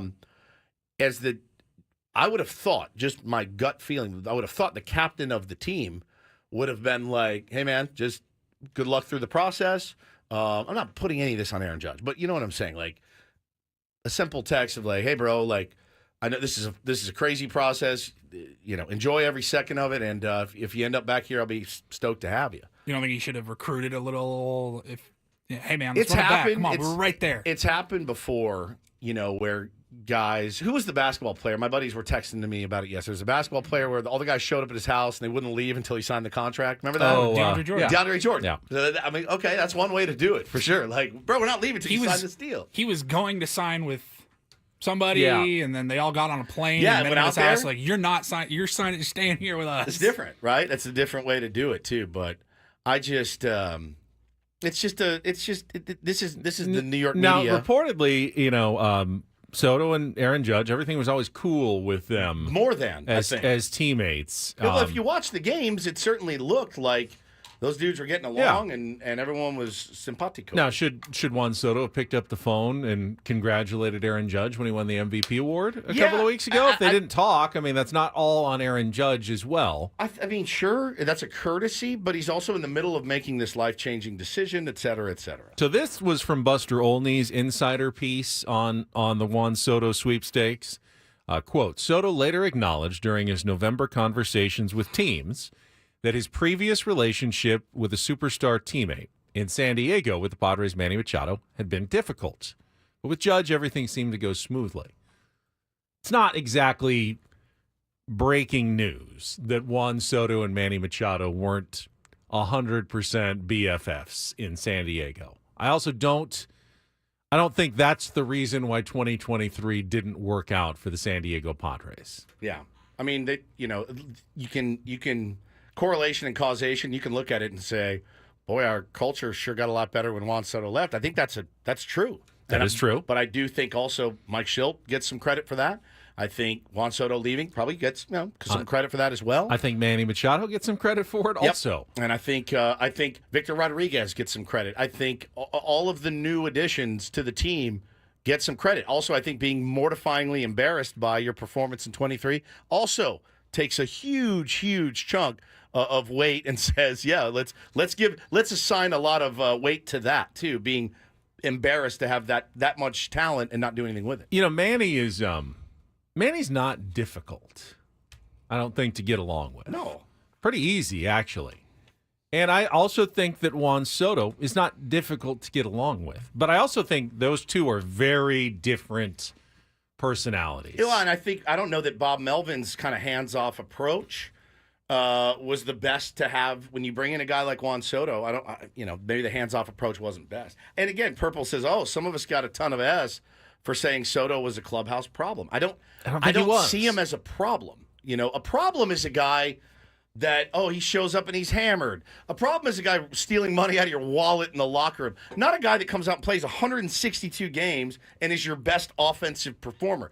Do they all get along all the time? No. But I will say, having been in the clubhouse both seasons, it was different last year. But I do think, again, Schilte gets credit. I think the learning, that you made so many mistakes in 23, you didn't want it to happen again. They forced a lot of that culture, and it was needed. It's weird. Chemistry is not... It's not always something you can just simply explain and write down. For instance, the chemistry on our show. Yeah. Compare that to a baseball locker room. If I was more like you, Woods, and you are a really good chemistry guy, you make it happen. But if I tried to be like you, I think we'd actually be way worse. You're right. I have to be like me. Yes. You have to be like you, and it works really well. That's right. And you can't necessarily envision that before it gets started either, and you put guys together. It's crazy, man. If you've got some thoughts, we can take some phone calls on this coming up. 833-288-0973. We'll be back in just a moment here on 97.3 The Fan.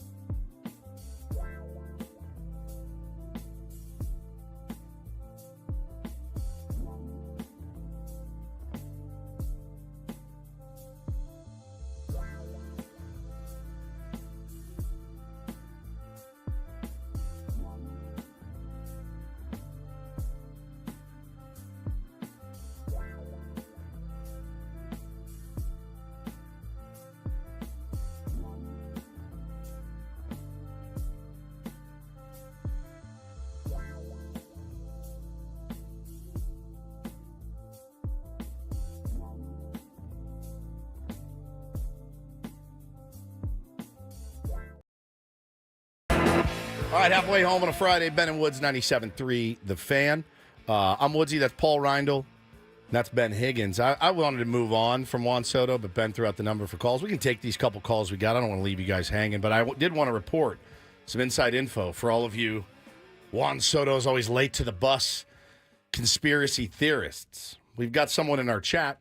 He goes by the name of Padres Geekster, who's at every bus getaway. She can confirm he was never late for the getaway bus. He never was late for the getaway bus. She's there at all of them. So it's close to being in the clubhouse as you can get, standing right there watching the bus drive away every day, not late for the bus. You don't get any extra points for getting on the bus early. The bus will leave after the last person gets on the bus. And if you're not the last person, you're on time. Correct. You're 49th out of 50, on time. I get here an hour before Ben does every day. You know how many more dollars I make than Ben? 0. Not 1 cent more than Ben makes. Not one. And I don't think I'm a cancer because of it, because I'm here for the start of the show on time every single day. Neither I used to, but I don't anymore. Thank you, Geekster, for that inside report. And you know, when they talk about, though, you know, having a difficult relationship with Manny Machado, are we going out of our way to look for Padres problems that don't exist sometimes? Maybe they did exist, but they don't now because Juan Soto is a New York Met. You know, so I mean, I think you always look back and go, what the hell happened that season? And we're stuck on that. We're stuck on 24 But I feel like we're looking for scoreless problems right now too, and they're coming off a really good season. Yeah, 93 wins. Well, we have problems. We have actual problems now. We don't have a catcher. We don't have a left fielder. You know, what are we doing with this guy who's in the rotation? Those are real problems. Those are what we get paid to discuss. I mean, they'd be really bad problems if we had a game tomorrow. Fair. There's not any games for many months. So I always preach a little bit of patience on that. Well, let's take a couple of phone calls here. 833-288-0973. Luis calls in, wants to talk about Juan Soto. Good morning, Luis. Good morning, guys. How you guys doing? Hey, buddy. How are you? Great. Listen, I just want to talk about Juan Soto. I'm a Padres fan, big time Padres fan, but I want to give Soto his props, man. He got paid. He did what he's supposed to do. You know what I mean? Excuse me. Bro, he did what he's supposed to do. Now, was he not a fit for the Padres? That's obvious. It's obvious. He wasn't a fit for us. He's great, all that good stuff, but I mean, it comes down to guys getting along. Well, and he didn't get along. And you know what, though? Here's the funny part. If 3 other guys had the season that Juan Soto had that season, even though it was a down year for him, still the top performer, you would have won a lot more games. You would have immediately improved the chemistry, because nothing makes chemistry better than winning. Nothing. I mean, we have really good chemistry in this show, but if we got down to 22nd place in the ratings, I promise you, the chemistry would not be as good as it is today. That's just the fact of the matter. Winning cures everything. And had they won 6 of those extra inning games, Ben, instead of losing all of them, bro, it's a totally different narrative. Totally different narrative. If they had run through the playoffs and made a World Series with that uber-talented team, man, nobody's talking about his AirPods or being late to a bus, which didn't even happen. So I think, you know, winning creates fits, right? I think that's something to look at. And he was a great fit in 2022. Great fit in 22, right? Huge clutch hits in the playoffs. Exactly. So how much do you make, and we talked about this a little bit earlier in the week, but the reports that the Yankees, because of tradition, would not include a suite in their offer to Juan Soto, whereas the Mets were like, sure, you can have one of our suites, no problem. Yankees said, well, we didn't do it for Jeter. We can't do it for other players. I go both ways on this. You guys know how I operate. So I am someone, I don't take advantage of all that being in the media provides me. I don't. I buy my own way. I pay for my own stuff as much as I possibly can. So I think that would not have been if I wanted to be a Yankee, the suite isn't going to put me over the edge. You know why? Because I got $760 million. I can buy 40 suites if I want to. So it wouldn't matter to me per se. But if you're the Yankees and you have a chance to get this guy back and run it back, and that's the only thing standing in the way, which again I don't believe necessarily, I think that's pretty short-sighted not to do it. You know, I mean, if they gave one to Juan Soto, how does Aaron Judge now feel when you told him we can't give you one because it's tradition? Jeter didn't get one. You're not getting one in your contract either, but now we're giving one to Juan Soto because it's the difference between having him on the team and not having him on the team. Then you go to Aaron Judge and go, hey, we're giving Juan a suite. We're going to give you a suite. What are we talking about here, guys? We're talking about suites. All right, well, what about the third best player on the team? No. The fourth player? I mean, 1 and 2. That's it. That's it. There's only like a couple dozen suites in any ballpark. You can't give them all to the players or else you have nothing to sell. I mean, that's your whole business is selling seats and suites. And if you give them all to your ball players, then what are we doing here? Then at the same time, it's very self-serving of the Yankees to create a tradition that is in their financial best interest. The less suites we give away, the more money we make. So it's our tradition not to give away any suites to the players because, well, we want to sell those suites to high-paying New Yorkers. I would have zero problem, by the way, if Odyssey said, we want to make you the highest Odyssey employee in the history of radio. I'll buy my own suite. I'll buy my own car. I'll buy my own everything. I don't care. You know don't why? want them to build a special studio just for you also? That I would like because that's work. But that's not a perk necessarily. Like you're going to let me do my show in a better way, but you don't have to buy me a limo. I'll get my own car service. Like that stuff doesn't bother me. Personal security for your family, of course. Things like that. Is that part of work or is that extra? That's extra, it's right? extra, yeah. It's extra. I have no problem paying for that stuff. Jake wants to chime in here, 833-288-0973. Hey, Jake. Hey, good morning, fellas. How you guys doing? Good, buddy. So I kind of have mixed opinions about the Soto deal, honestly, because, baseball is a team sport, right? It's not one guy is going to go out there and take on 9 other guys. And Soto brings like a sense of confidence and boost and whatnot. But giving a guy $700 million up to $800 million, personally, I would rather go get 5 to 6 other guys and split that $700 million up in between 5 different guys. Yep. But good for him. He's getting money, he's setting his family up for sure. But Jake, Steve Cohen can still pay 6 other guys. Yeah, I mean, based on his the Padres his would owner. have to split that 700 up amongst 8 guys. But when you're the Mets or the Yankees or the Dodgers, you can afford it. So it's really not an overpay. Yeah. Yeah, if you can afford it and still go out and get who you need to get. I agree with you, man. I would rather have, if I had $765 to play with, man, I'm going to spread that out a little bit and try to get some, but I mean, really great if you're players. the Mets or the Yankees, you've already got a lot of good players at other positions. Remember, you only have a limited number of roster spots. And you could say, I'd rather split that money around with different players, but you're not necessarily improving any of your positions upgrade by doing it. You might slightly upgrade positions. It's always a huge upgrade to add a superstar talent like Juan Soto. Yes. I mean, the Mets did it. They didn't really even have a position for him. They're going to have to get rid of Starling Marte likely because they didn't have a spot for Juan Soto, but they recognized that doesn't matter. You add a Juan Soto, that is absolutely going to win you more games over the course of the season. There is no question. Saris yesterday, if you missed that interview, go back and listen. And he talked about the general consensus at the winter meetings this year was everyone is now wondering how much does it cost per win. The Mets are trying to add 8 wins by getting Juan Soto, right? And how much does that cost? Apparently it costs a lot of money to add a win in Major League Baseball, but they've helped themselves. Now, you want to look at the financial windfall that they'll get from a Juan Soto. Has New York Met baseball ever been more on fire than it is today? Do you not think that? My guess is 1 million children are going to wake up on Christmas morning to a brand new Juan Soto Met jersey. 1 million.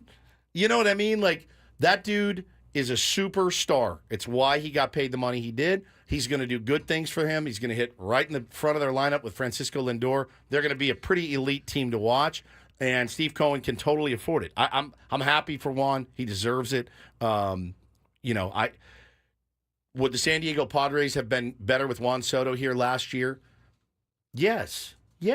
But in addition to the guys that they got for him. So, look, it is just it's crazy the villain role that this guy has been made to play. I mean, people really got him in the Black Bandit mask right now for getting paid. The mind-blowing thing about baseball is, let's say the Mets, they were trying to buy 8 more wins. All right, so that would take them from 89 to 97. Guess what? 89 in the playoffs, 97 in the playoffs. Yep. What you really want to do is win the World Series. And the one thing they can't control about Juan Soto or anyone else is you can pay him $765 million. If he has a bad series in the divisional round and, goes 1 for 12, which he's getting, he does, over the course of the season, he's going to have bad weeks. And if one of those happens in the playoffs, then all those extra wins, everything he did in the regular season doesn't really matter in the end. The Mets were probably going to be a playoff team next year with or without Juan Soto. They were a playoff team last year without him. Padres could win 4 fewer games and easily still make the playoffs next year. What happens when you get to October? Who comes through? Who doesn't come through in October? It's the Dylan Cease argument as well. Dylan Cease, absolutely. Great player, great pitcher, helps the Padres. If they get to the playoffs, though, and Dylan Cease performs like he did in the playoffs last year, doesn't actually help them get to where they want to go in the end. Yeah, Juan Soto in the playoffs in his career is 389 OBP, 927 OPS, 281 average, slugs 538, slugs 633 last year for the Yankees in the playoffs. Pretty much Juan Soto. Soto. It's Juan Soto like he is during the regular season. Yep. For me, I like watching elite hitters. I like watching the best of the best do what they do. Watching him hit is And keep in mind, just because Dylan Cease struggled, he could go and he could have a .9 ERA in the playoffs over 5 starts and pitch you to a World Series because he's got that kind of stuff that if he is locked in October, he could be the perfect player to have on, and get you to a World Series. Was he this last year? No, unfortunately not. It's not a reason to, keep or not keep Dylan Cease. Correct. But it does come down to those small sample sizes in October. Yeah, you're talking about essentially, is he going to perform in those 2 weeks that I need him to perform? I'd say he's a very safe bet. He's a good chance to do it. Good chance to do it. The right guy to come through in October, as he has many, many times. All right, let's take a timeout. We'll check traffic. We'll come back. Still coming up, we've got our Ben and Woods wrapped. We're looking back to the time we pranked Woods back in July. Finally got him. Bastards. Finally got him. Ryle Report and more still ahead. Don't go anywhere. Ben and Woods continuing on San Diego's #1 sports station, 97.3 The Fan.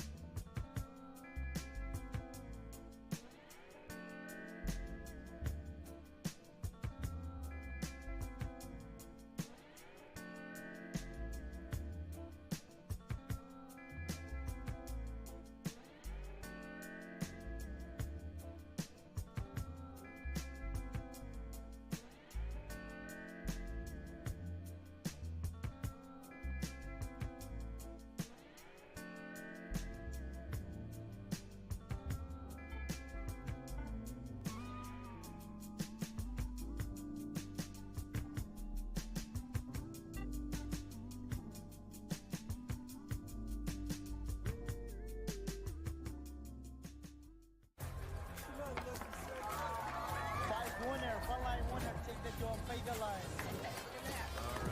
go.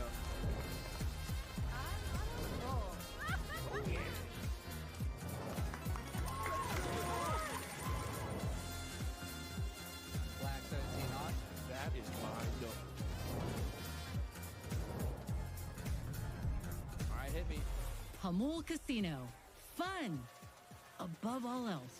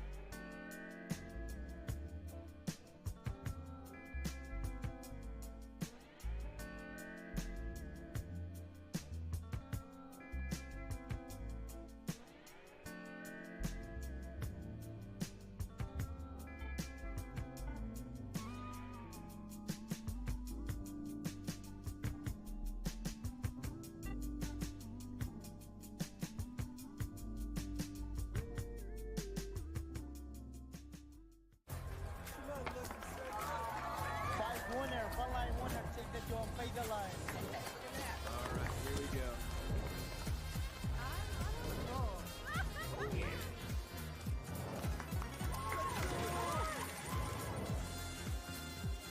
Black 17 on. That is my number. All right, hit me. Hamul Casino. Fun above all else.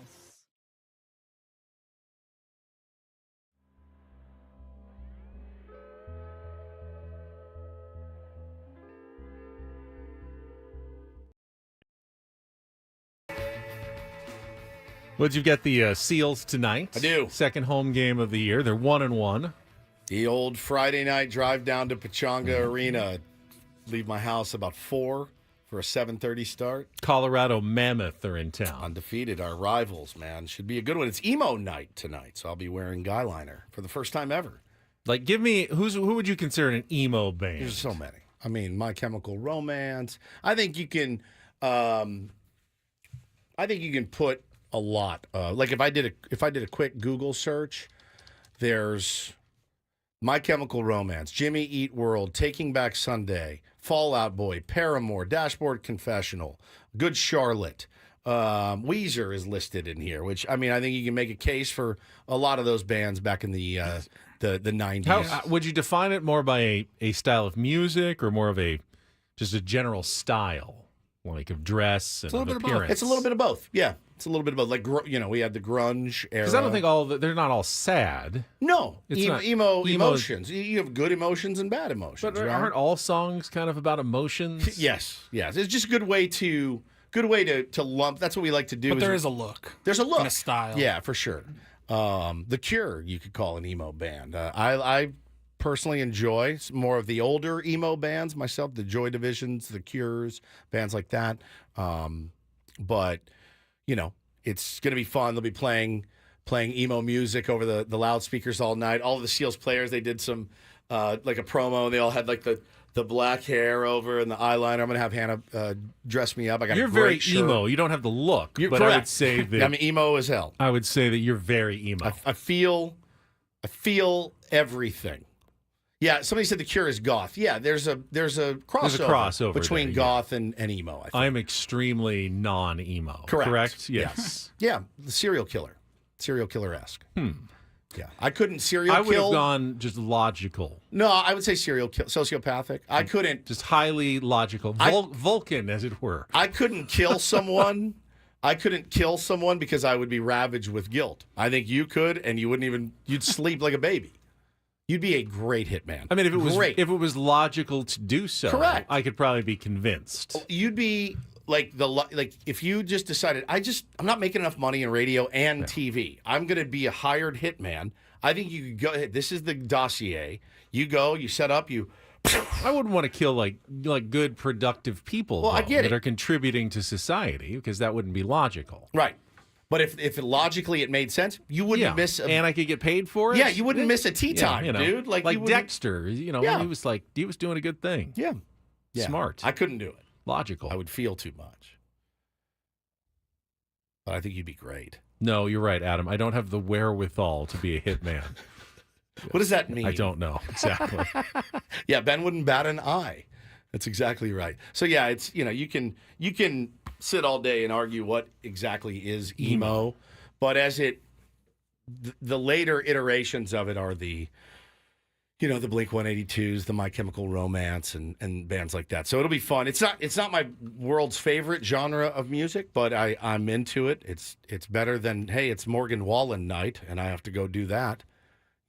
What do you have? Do you have any special plans? Do you get like like in the week before a game? Do you get like a rundown, or do you just show up and they kind of have there's a script for you Yeah. when you get there? Do you get it in advance, or do you just get it like an hour or two before the game? I get it a couple of times. I get it whenever I show up. I just go in, I grab my script, I go through it, I make sure there's no punctuation or spelling mistakes. I go through the pronunciations of the Are other you allowed team. to make changes that No. you think would improve it, or you No. pretty much have to stick to the script? I stick to the script. Now, you ad-lib during the game. Yeah, during the game I do. completely. Yeah. But in terms of like the announcements that are made during timeouts and Yeah. before the game and at halftime, Yeah. you've got to Sponsor reads. follow those scripts precisely. Yeah, so I'll be there tonight. Get your tickets at sealslax.com. It's going to be these two teams absolutely hate each other, and they always will. And so it's going to be a good battle. We lost our last game by 1 in overtime, so the team's playing well.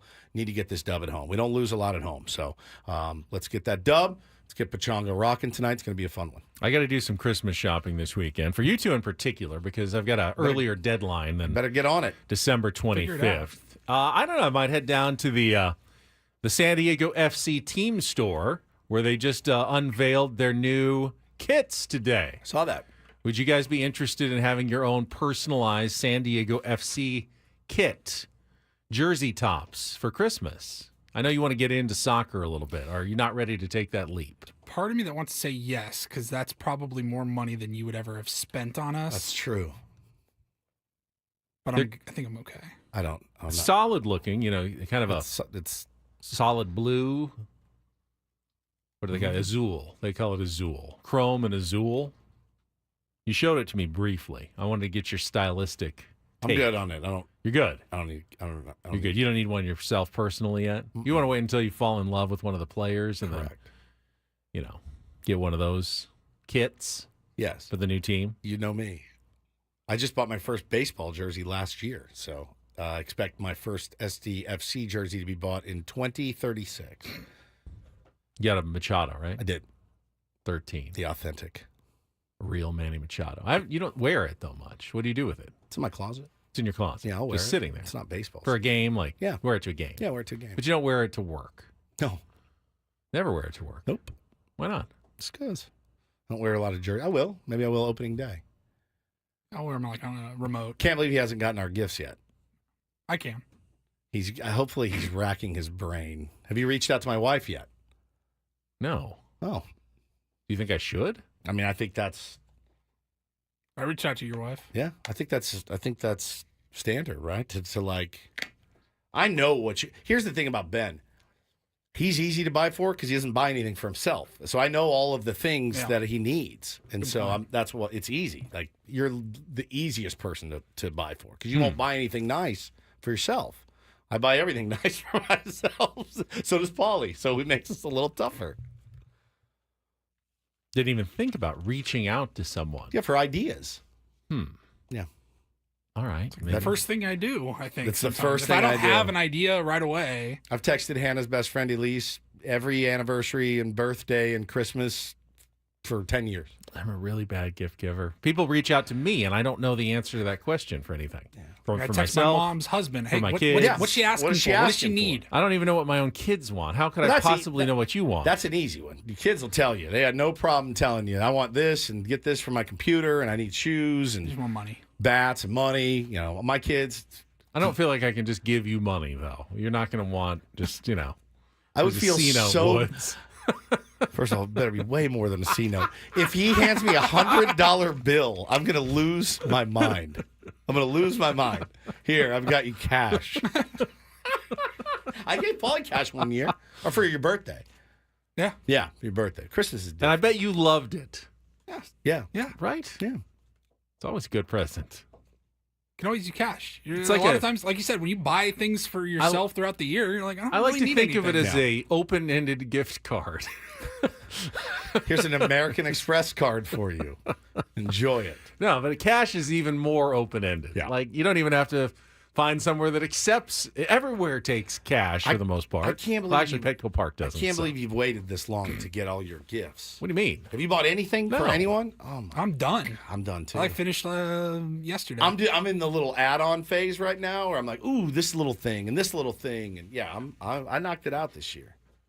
I really hate shopping. I had the first gift wrapping session of the season this week. I don't. My wife is the I'm G. so bad She at it. wraps all of them. She goes, "Give me your gifts for the guys. I'll wrap them." She does such a good job. I don't have to do any of that. So kudos to you. It's so daunting. It feels like you've got two options. You can go wander around like the mall looking for ideas, and then you feel like the pressure, like I've got to get something. Well, while you're there, or you can wander around the internet, which is like the biggest mall in the world, like the never-ending mall that you can. I mean, how do you ever make a decision? I got on all my anything? shopping done. I didn't go to one store. Yeah. Well, the other thing is when you hate spending money, it's triply hard for you to walk in and be like, oh. Like, if I knew for sure it was something that you were going to love, I Right. would have no problem Yeah. spending money. What I have problems spending money on is knowing I'm spending $250 on this. I got no idea if he's even going to like it.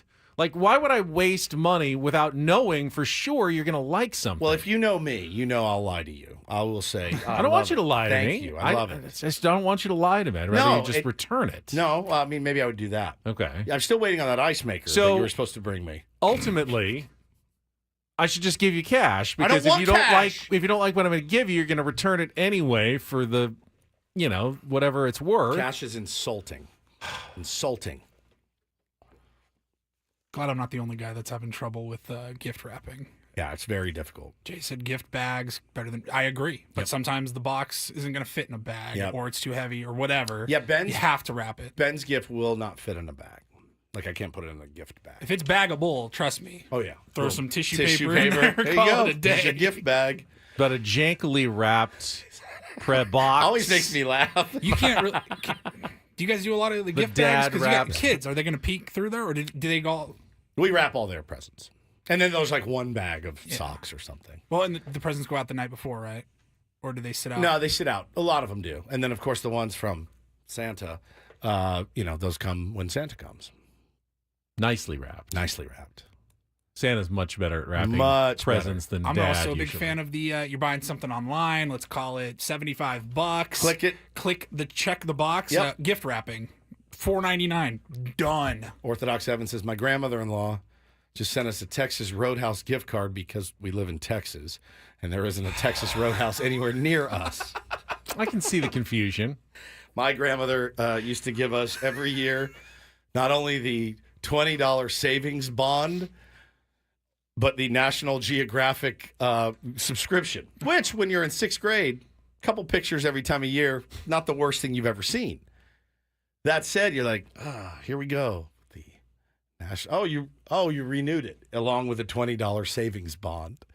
No idea where those bonds are. Haven't seen them really since. If you hold on, I believe, and this is always because you thought, it's $20, but maybe in like 50 years it'll be worth millions. No, savings 20. bond in 20 years it's worth $20. It finally is worth what it says on the bond. It matures, and if you wait long enough, all those savings bonds that you got as a kid are now worth $20. Did she envision a day that I would walk in my room and open the drawer and be like, oh, like, let's be honest, I would have had like $120 in 2004. When you're an adult and you have a job and everything. $120. It's get creative. Get creative. Oh, now I'm stressed. Bonds. What'd you get Woods last year? The coaching stuff. I loved it. I used it every day. And then you and I went in on a bigger gift. Yeah, the Terminator guitar, Yeah. which you'll hear all about on the 20th. I may bring it in too. So that's what's hurting Ben is he doesn't have me to come up That with a helps. grand Oh, idea yeah. and just be like, hey, you owe me X amount of dollars. Love that. He Like, loves someone that. else has a good idea. I usually buy Paulie's jump gift. right in. I usually buy Paulie's gift and go, you owe me $150. That works for me too. He loves that. Love that. Good luck. Texas Roadhouse. Hey, you're in Texas. It has Texas in the name. Yeah. Here you go. Might as well get you Maybe one. I'll get you guys a California Pizza Kitchen gift certificate. I think the one closed by me, so. At least we do have them here. We do have them. You would be able to use it. That's true. Save all these bad gifts that you guys got for Next the week. extravaganza. That's when we really need them. Yeah, absolutely. All right, let's take a time out. We are counting down our favorite moments. Ben and Woods wrapped. We have reached the middle of the year in July. And the time I went on vacation, but we left Woodsy with a little prank in July. That's coming up next on No. You didn't go on vacation. Oh, he went on vacation. He was That's going right. on vacation. He went on vacation, and we spun him out while he was going on vacation on San Diego's #1 sports station, 97.3 The Fan.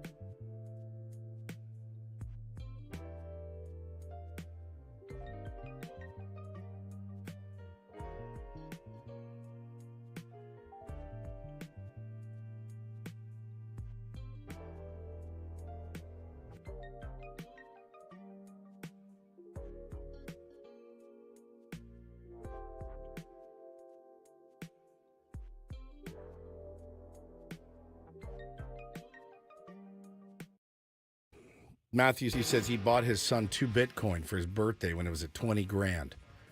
I'm holding them until he's ready to buy a house. I'll take a Bitcoin. You will? Yeah. What are they at now? 100,000. I'll take one of those. Make it easy. Done. Make it easy for you. One for me, one for him. Call it a day. Okay? I see now. I don't think that would be wise. Can't because you buy like a portion of a Bitcoin? Yeah. What So if he'll buy a I buy you? billionth of a- Let's say I could buy you each a Bitcoin. Yes. And I give it to you. It's probably going to go down. And it goes down to like $42, like a savings bond or something. Rebuy. It's not going to feel like a really good gift. Like I spent a lot and got very little out of it. What about Haktua coins? I don't think it went well for her. Exactly. Her meme coin. Oh, Zach, this is a great one. Got the coin collecting folder thing. Yeah, got that. Had that. Oh, yeah. Yeah. The state quarters. Did each of the state quarters collect them all? It's a nightmare. Nightmare. I won't get you anything that requires a lot of extra work. I think my quarter book or whatever, the map, it showed you like what years certain state. You're like, I'm not going to have this in 12 years. Did you collect coins? You've never been a collector. No. Even when you were a kid. Even when I was a kid. You didn't collect baseball cards? Nope. Nothing. No. Just never had the desire. Not really. That is odd to me. They just don't feel like they have utility. You know, I'm highly logical. Yeah. And a baseball card, to me, doesn't have a lot of utility. A baseball card. A baseball card. I mean, ultimately, it's a picture of a baseball player with statistics on the back. Yeah, you can find that on the internet. And the only value it has is what signed. everyone decides it. No, it's what everyone decides it has. True. It doesn't do anything unless you really like the noise it makes in the spokes of your bicycle. Right. Which I didn't particularly like. I wasn't much of a bike rider anyway. You didn't ride a bike for a long time. Right. How old? Ever. Still. Not a bike rider. Can you ride a bike? Can you ride a bike? Probably not. I mean, I kind of think why after haven't we done this? Why haven't we done this yet? 4 or 5 years of Pelotoning almost now every day. Yes. I wonder if that will translate into actual bike does. riding skills or not, but I don't need to be balanced. I need you to have a Peloton? bike? I don't have one. I don't either. I will find one. I need the GoPro that extends off the front of the handlebars, so it's like locked in on Ben. Yeah, as he's riding, wiggling around, trying to keep feel like balance. I'd be very much, you know, at the beginning of the Wizard of Oz, when the woman who is the Wicked Witch is riding on her bicycle, and that's sitting very Elmira Gulch. Yes, sitting very properly on the bicycle. That would probably be me. So every Christmas that came around, would your parents come to you and say, Ben, do you want a bike this year? No. All your friends ride bikes. Yeah. But I just wasn't a bike rider. How do you know until I wasn't a bike rider either? You know when I became one? When I got a bike.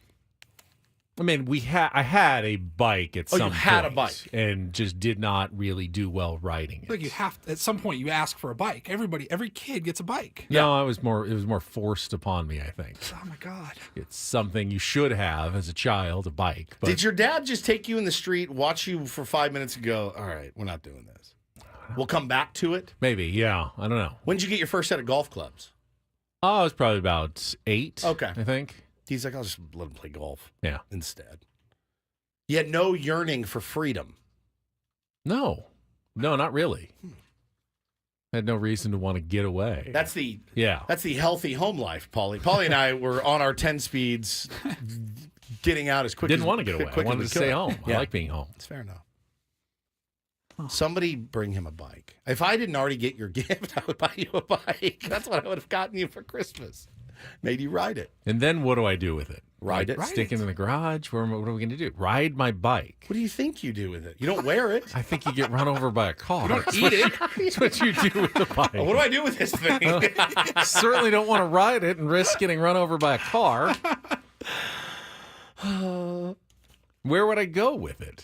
Like where? What would I do? Ride around? I mean, I can't say I don't ride a bike now. I have a car. I have an electric scooter that I I ride around. If I need to get anywhere, just drive my car.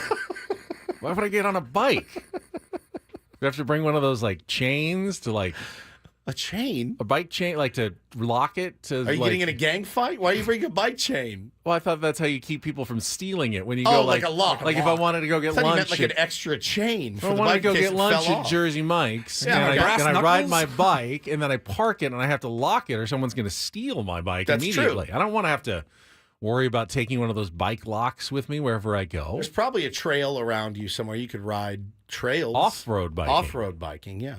That seems even harder than street biking. It does. I say this as somebody who does not ride a bike anymore, but I could. We had a did.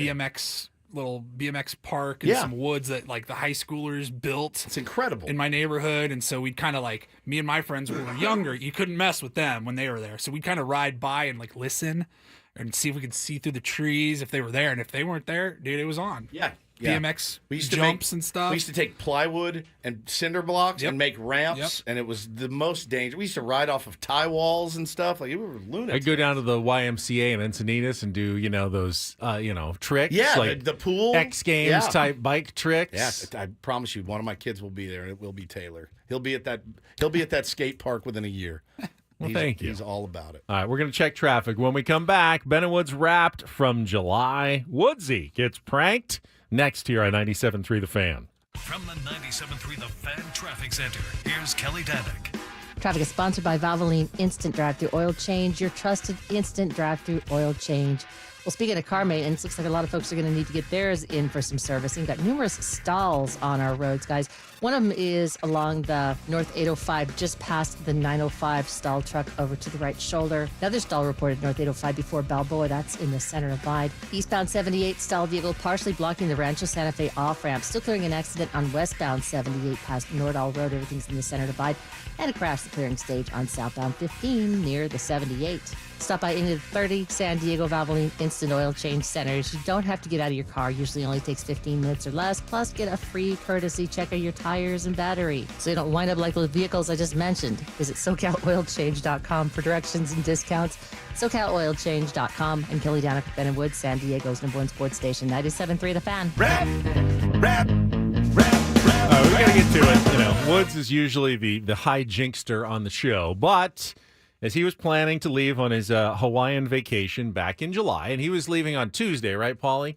Yes. So we had this set up in advance, knowing that he was going to be missing a week of shows. Prank happened on a Friday. Yeah.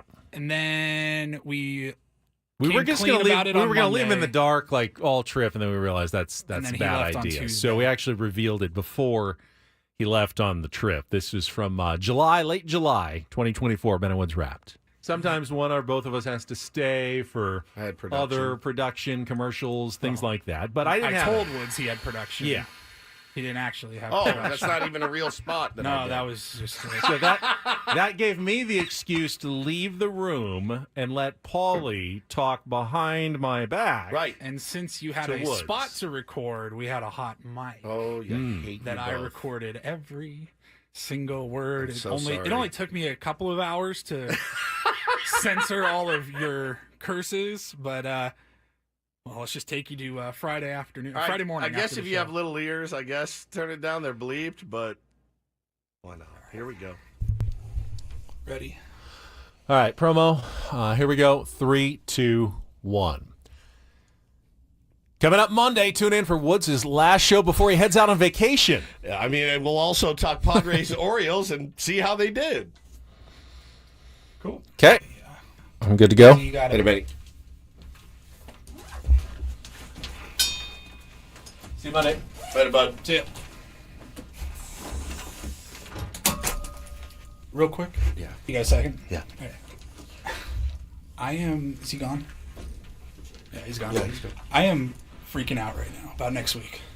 Like, I'm kind of in a rock and a hard place here because me and Ben have been trying to come up with ideas. Like we told you about who's coming in on Thursday and all that, but like, Ben is killing me right now. Why? You're gonna freak out. He wants Dave Roberts to come in. The Dodgers will be in town, and he's been texting with Dave Roberts about having him come in. The manager of the Dodgers, Dave Roberts. Yeah. In here. And he was like, if I have a chance to have an MLB manager in, there's no have to do way. it. There's no way. There's Yeah. no way. There's no way we can do it. It's None. his show too, though. Like I don't know what to say. It's like, why the would you torpedo a show just to have like a San Diegan in here when I'm gone? Like, if you wouldn't do I already vetoed like 3 of his bad ideas. Bro, if you wouldn't do an interview when I'm here, then you shouldn't do it when I'm gone. There's nobody on the planet that I would say, oh, I'm only going to interview them when Ben's out of town.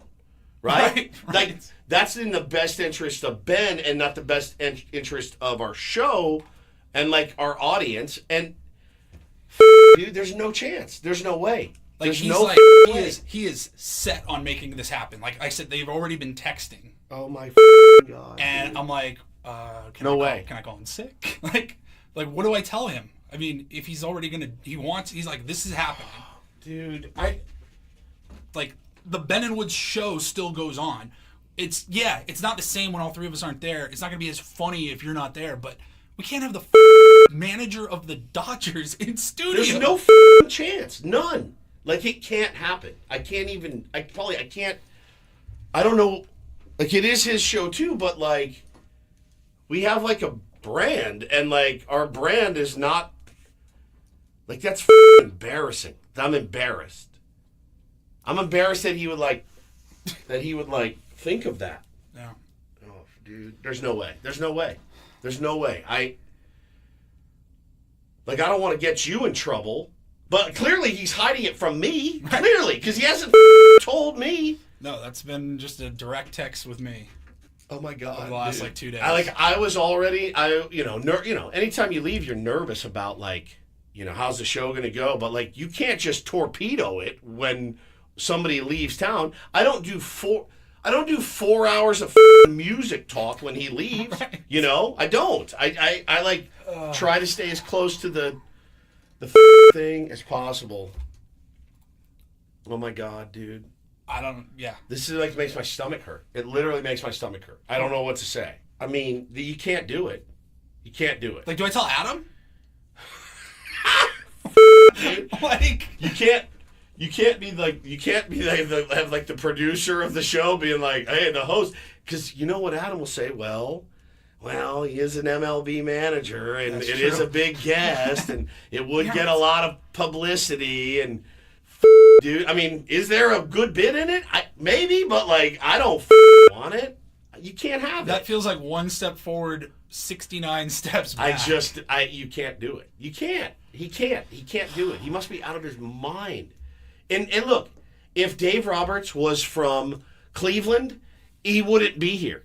He wouldn't even consider it. But because Dave Roberts went to RBV, he's going to be like, come on in. Let's talk some Padres Dodgers. Holy. Like, you could tell me, Oral Hershiser and Joe Davis want to come by the studio. I'd be like, there's no over my dead body. Over my dead body. Well, the one guy won a World Series. The other guy's, the heir apparent. There's no way, Paulie. No way. There's no way. How has he ruined my vacation? I haven't even left yet. Me, dude. I'm going to throw up. I'm literally going to throw up. Do I tell him I told you? Like, that's not good either. That's not. I don't want to. He obviously doesn't want you to know. He clearly doesn't want me to know because he didn't say anything. Oh my God. I don't know. Let me do this spot and I'll think about it and we'll flush it down the toilet later. What a clown. Oh, I can't believe him, dude. I cannot believe. Actually, I can. I believe. I believe it. I believe every second of it. What is it? QC? Yeah. But you shouldn't have believed every second of it. I know. Because it was never true. Do you kiss your wife with that mouth, by the way? Not as much as I would like, but the answer is yes. I've got some thoughts. Playing that again, I want to talk a little bit about it. We're at the top of the hour, so we're going to take a very short timeout. Come back. Again, explain what you just heard from July in our Ben and Woods Wrapped, and we'll get to a Ryle Report as well. Coming up next, Ben and Woods. We finally got him this year on San Diego's #1 sports station, 97.3 The Fan.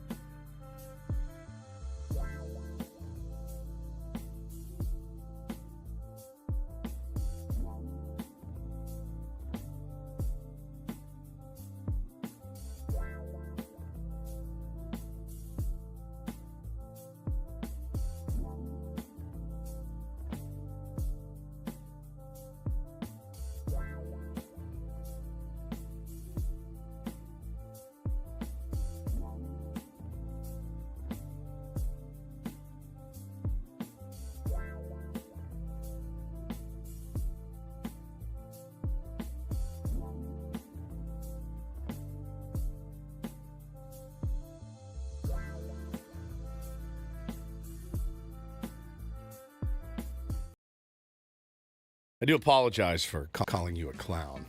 You don't have to. I would have been a clown had that been my diabolical plan. But again, that was never a real thing. I was never going to have Dave Roberts in studio behind Woods' back. Hurts my stomach. Would not have done that. Had I done that, I would have been a clown. Yes. So you were justified in your reaction. It was just funny hearing you go through all the mental, consternation, anguish about what was going to happen while you were on vacation. Again, to everyone in the chat, that was not real. I never had that idea. That was not like actually being talked out of that idea. That was never a real idea. What it really, as I listen back to our Ben and Woods rap prank of Woods in July, what strikes me is how well Paul played that as an actor all the way through. 100%. Sold it 100%. Did not, there was no... The more animated Woods got, it was tough to, not crack a smile. That's what I was thinking, just there was no devilish slyness in your voice. I'd have trouble keeping it out. You know me. Yeah. But Paulie played it straight and acted concerned as well, and it sounded like genuine concern in his voice. Yeah, somebody said, is Woods that gullible? And the answer is no. I don't think I am. Well, it was all I strategically don't think done. It's not gullibility. It was somewhat believable Oh, that I might do that. That's why the it's thing. such That's why a, we made it. It that's was why somewhat it's such believable. a brilliant prank. Well, we pulled it on a Friday after, you got to do production. I just want to get the hell out of here. So I caught you when you were kind of just cashed after a long week. You already got senioritis. You're coming back. You got the weekend. You're coming back for one show on Monday, and then you're going off to Hawaii. So I'm like, that's a good opportunity to try to catch him off guard. Well, the beauty of that prank is that while I don't think he would do it, it is utterly believable. Utterly believable. I know Dave. Ben, you do a great job. And he is from here, and it is a good rivalry, and it is a Major League Baseball manager. And they I were think in town that weekend. They were there, and I do think at the end of the day, you could have and would have justified it in your head. It's like, guys, I had a chance to talk to a big league manager. Go Dave Roberts. Right? So I would have the conversation. If Dave wanted to come in studio, I'd want you to be here though. And right. We would have a nice frank discussion with Dave Roberts about the rivalry and everything that's gone on. And I'd be okay with that. But Speaking of Dave, I saw our boy Jeter in the chat said, I'm going to send this to Dave. You don't have to, You bud. don't have to. He heard it. Trevor Hoffman played it for him that morning at the golf course. And Hoffy, I ran into him at the gym, and he goes, oh, man, Dave laughed at first, and then he was like, whoa. Sorry, man. Said what I said. Oh, and now, especially, that was pre the whole Manny Machado made-up story, too. So now I'm doubly mad. Now even Ben would be like, you know what? Persona non grata. To you. Well, I'm not going to advance Dave's agenda. Absolutely not. And clearly Dave has an agenda. And he's been fairly successful in executing said agenda. Correct. He's just named the Baseball America Manager of the Year. Saw that this week. They obviously wait until after the World Series to decide. Which it seems weird. I know while it's just as weird to name the Manager of the Year without thinking of the playoffs at all, it's also very weird to wait until the end because who's the Manager of the Year other than the World Series winning manager? Correct. If you just wait until the end of the World Series? Correct. It's pretty obvious at the end of the year who the Manager of the Year is. I guess it's possible that you could have butchered every move and then your team still won in won spite anyway? of you. I mean, maybe that's happened before. That's actually kind of funny. It's like who was the Royals manager when they won it? When Hosmer's bunch?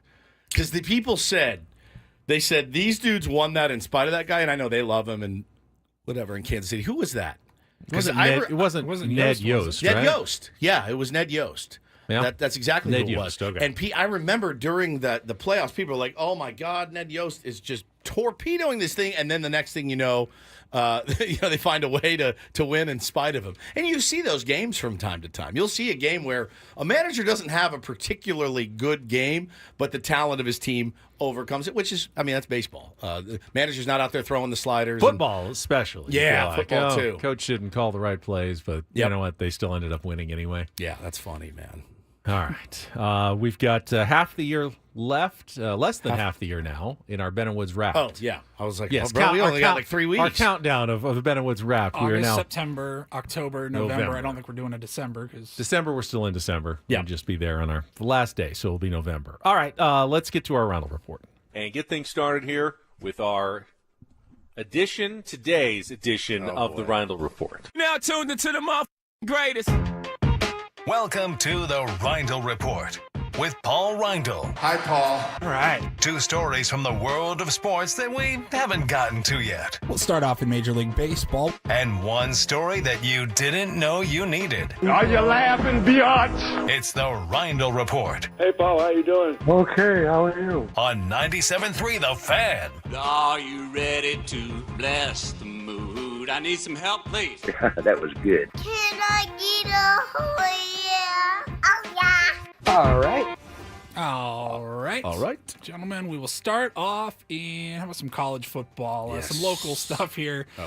A bad season is turning into a worse off season for your old San Diego State Aztecs. It was announced yesterday that starting quarterback Danny O'Neal has entered the transfer portal. I believe Sean Lewis was quoted earlier, maybe this week, saying he expects him there for spring workouts.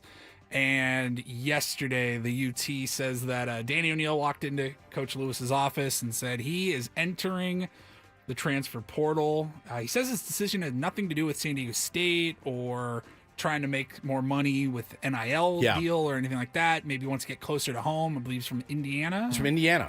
So, and is looking at Wisconsin, I think, this weekend. He's a true freshman this year.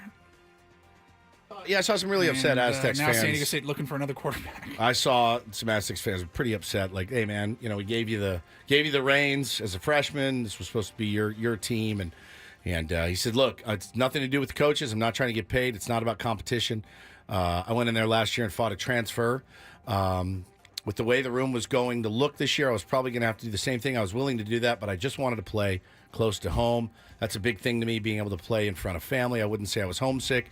Just want to be able to have some relatives to be able to come and see me at games. Financial burden on his parents traveling out here. I mean, it's hard to criticize the guy for any of that. Here's the problem.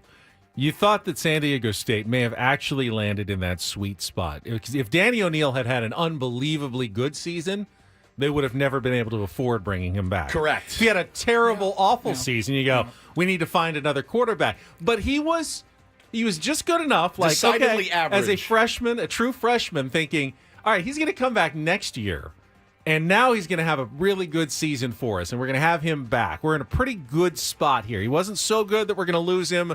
Wasn't so bad that we need to replace him. We're actually good at quarterback going into next year. And then the old, I want to get closer to home card is played, and there's nothing you can do about that. Damn thing you can say or do, and you can't blame him, and I totally get it.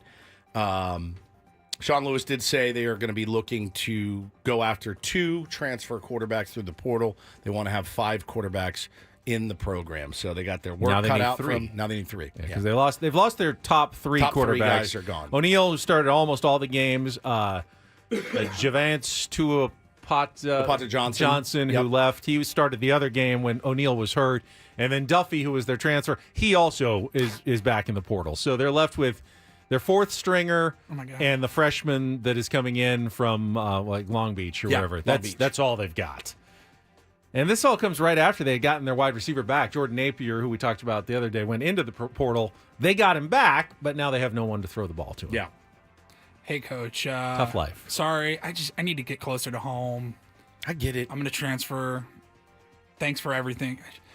Yeah, that's the Adam side. Okay. Right there. Okay. What do you say? Can't say anything. Can't say a word. If I walked away today to say I want to spend more time with my family, there's not anything either of you guys or Adam or anybody can say, right? I'm not spending enough time with my family.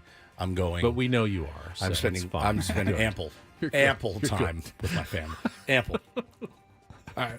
We'll switch over to some hoops. So earlier in the season, everybody was watching on opening night, Bronny James and LeBron getting on the court at the same time. That was pretty much the spectacle. No points were scored, no cool moments after that. And then Bronny James was sent down to the G League, and the reports were, and they were accurate, that he wasn't going to be traveling with the South Bay Lakers. He was only going to play in home games. Right. Well, he made his first road appearance in the G League for the South Bay Lakers. They were taking on the Valley Suns last night, and kid had himself a game, 30 points. 30. Went 13 of 23 shooting, and they got the win. So that'll help his average out because he hasn't gotten off to a great start. I think you got to remember, yes, there is some nepotism, of course, in this story. You can't avoid that fact. If you want to go be he also played 1 year of college ball that Right. he was coming off of a heart attack or whatever, his cardiac arrest. Yeah, I mean, if you want to go into the family business of basketball, you're going to be called a Nepo baby for the rest of your life because you are, in fact, LeBron. Your LeBron name is James, Bronny James. Yeah, so that's not something Well, you can with run LeBron from. out, he's going to miss again tonight's game against Minnesota. And how long before Skip Bayless proclaims Bronny James as the truly best James basketball player in the family? Probably on today's show. Probably today. Does he I have a think. show? Does he have a show? He had 30 points yesterday. LeBron's not even on the floor. I think Bronny has passed his dad as the truly best James basketball player in the family. I mean, a 30-point game when you're carrying like a 2-point average is pretty good. He hadn't played in a couple of weeks. He had a bone bruise in his heel. Yeah. So that kept him off the court for a couple of weeks. Got off to a rough start. And again, he is going to play road games on the G League now. They decided. Yeah, that was yesterday. Was their first one. First one. So good for him.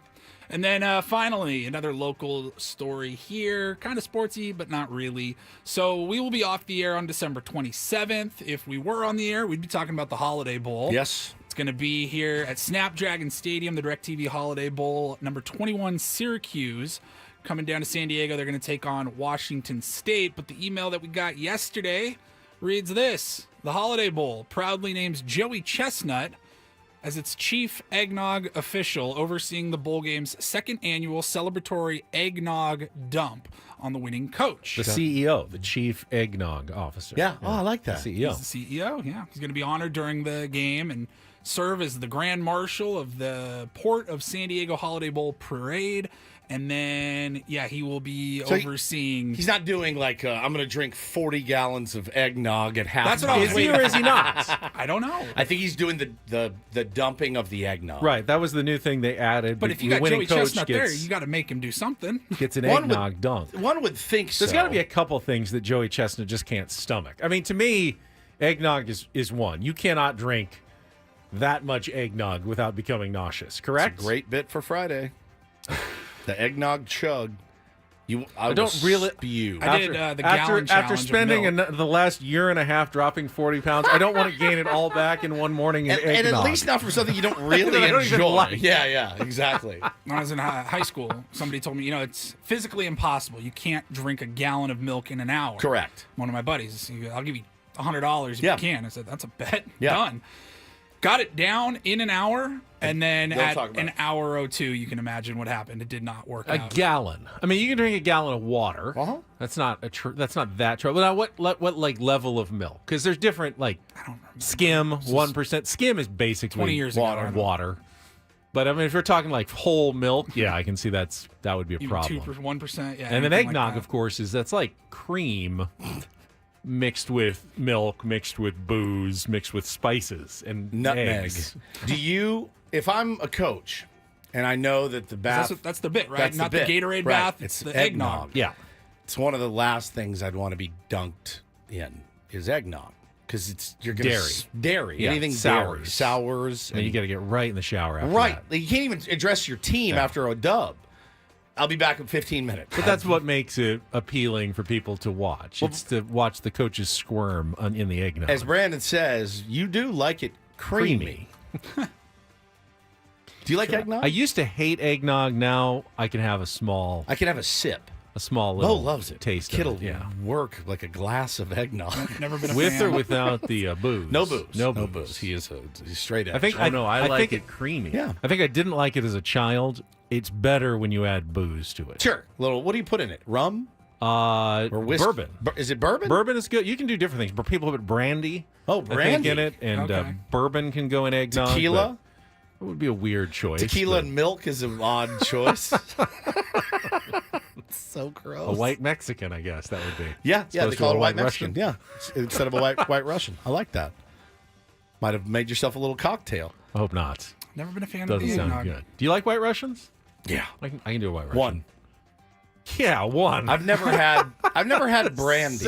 Seven white Russians. I've never had a glass of brandy. Have you? Yeah. Stupid question I asked. It's like I'm having one right after the show. You don't have a glass. You have a snifter. A snifter of brandy. What does it taste like? Is it sweet? I've always pictured it to be sweet. No, it's got that very, like, that bourbony burn. Okay. You know. You just drink it warm? Not warm, just like Chilled? room temp. Well, that all right. Like brand. Like you don't the ice bourbon. it or anything. No, like neat. Neat. Yes, neat, not iced. Neat. All right. Neat. Somebody said call that drink the Ben Franco. Yeah, the white Mexican, as you called it. Thank you, Paulie. You're welcome. I kind of want a little taste of eggnog right now. It's been so long. Maybe Friday we'll bring some in. Have you ever had figgy pudding? I've never had figgy pudding. They were singing the song last night, and they mentioned figgy pudding. Bring us some figgy pudding. Yeah. So I thought about it. I'm like, well, I like figs, and I like pudding. I wonder what figgy pudding tastes like. What about higgy pudding? Now, figgy pudding is not like, when you think like chocolate pudding, you're thinking... Pudding. Pudding is any dessert in England, so figgy pudding is basically like a fruit cake. Oh, it's not like It's pudding? It's not like pudding. No. It's not it's fig, no, it's not fig fig-flavored pudding. Because that I would eat. Pudding It's not is like a in snack pack. Yeah, they're using it in the English sense of like, we're going to have dessert. They say we're going to have pudding. That's their word. I would get all excited. That's for their word for dessert. You could have pudding for pudding. If you're having like chocolate pudding for your dessert, you'd say, "Oh, what are you having for pudding?" I'm having pudding. No one's ever said pudding as much as he just did in a 30-second clip. Sweet or savory cakes containing honey, fruit, and nuts. That's a fruit cake. I'm putting a pin in this discussion All about right. pudding. I just really want pudding too. I want fig-flavored pudding. I think that'd be delicious. I don't know. With like the fig seeds. Yeah, do you like figs? I don't love the fig seeds. I love fig Newtons. I do like fig Newtons. So I will eat much. fig Newton. So much. So you'd probably like figgy pudding then, if you like fig Newtons. And I'll eat a bite of fruit cake. It doesn't bother me. Okay. If it's fresh. I don't. Yeah, fruit cake has too many nuts and fruits I Unknowns don't in like. there. Usually a little booze in there. It doesn't seem to go well. All I right. just never have liked it. I'll take your word. All right, we'll take a timeout. Do we have another pair? We do have one more pair of James Taylor Sure tickets do. to give away. All right, we'll do that in our next segment. Don't go away. More Bennett Woods after traffic on 97.3 The Fan.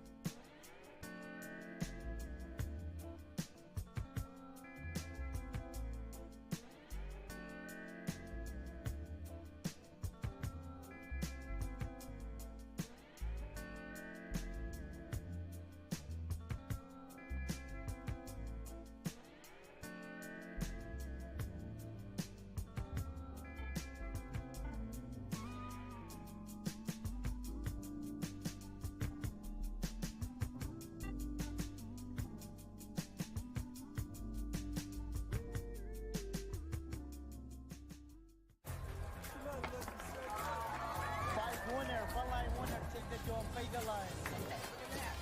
here we go.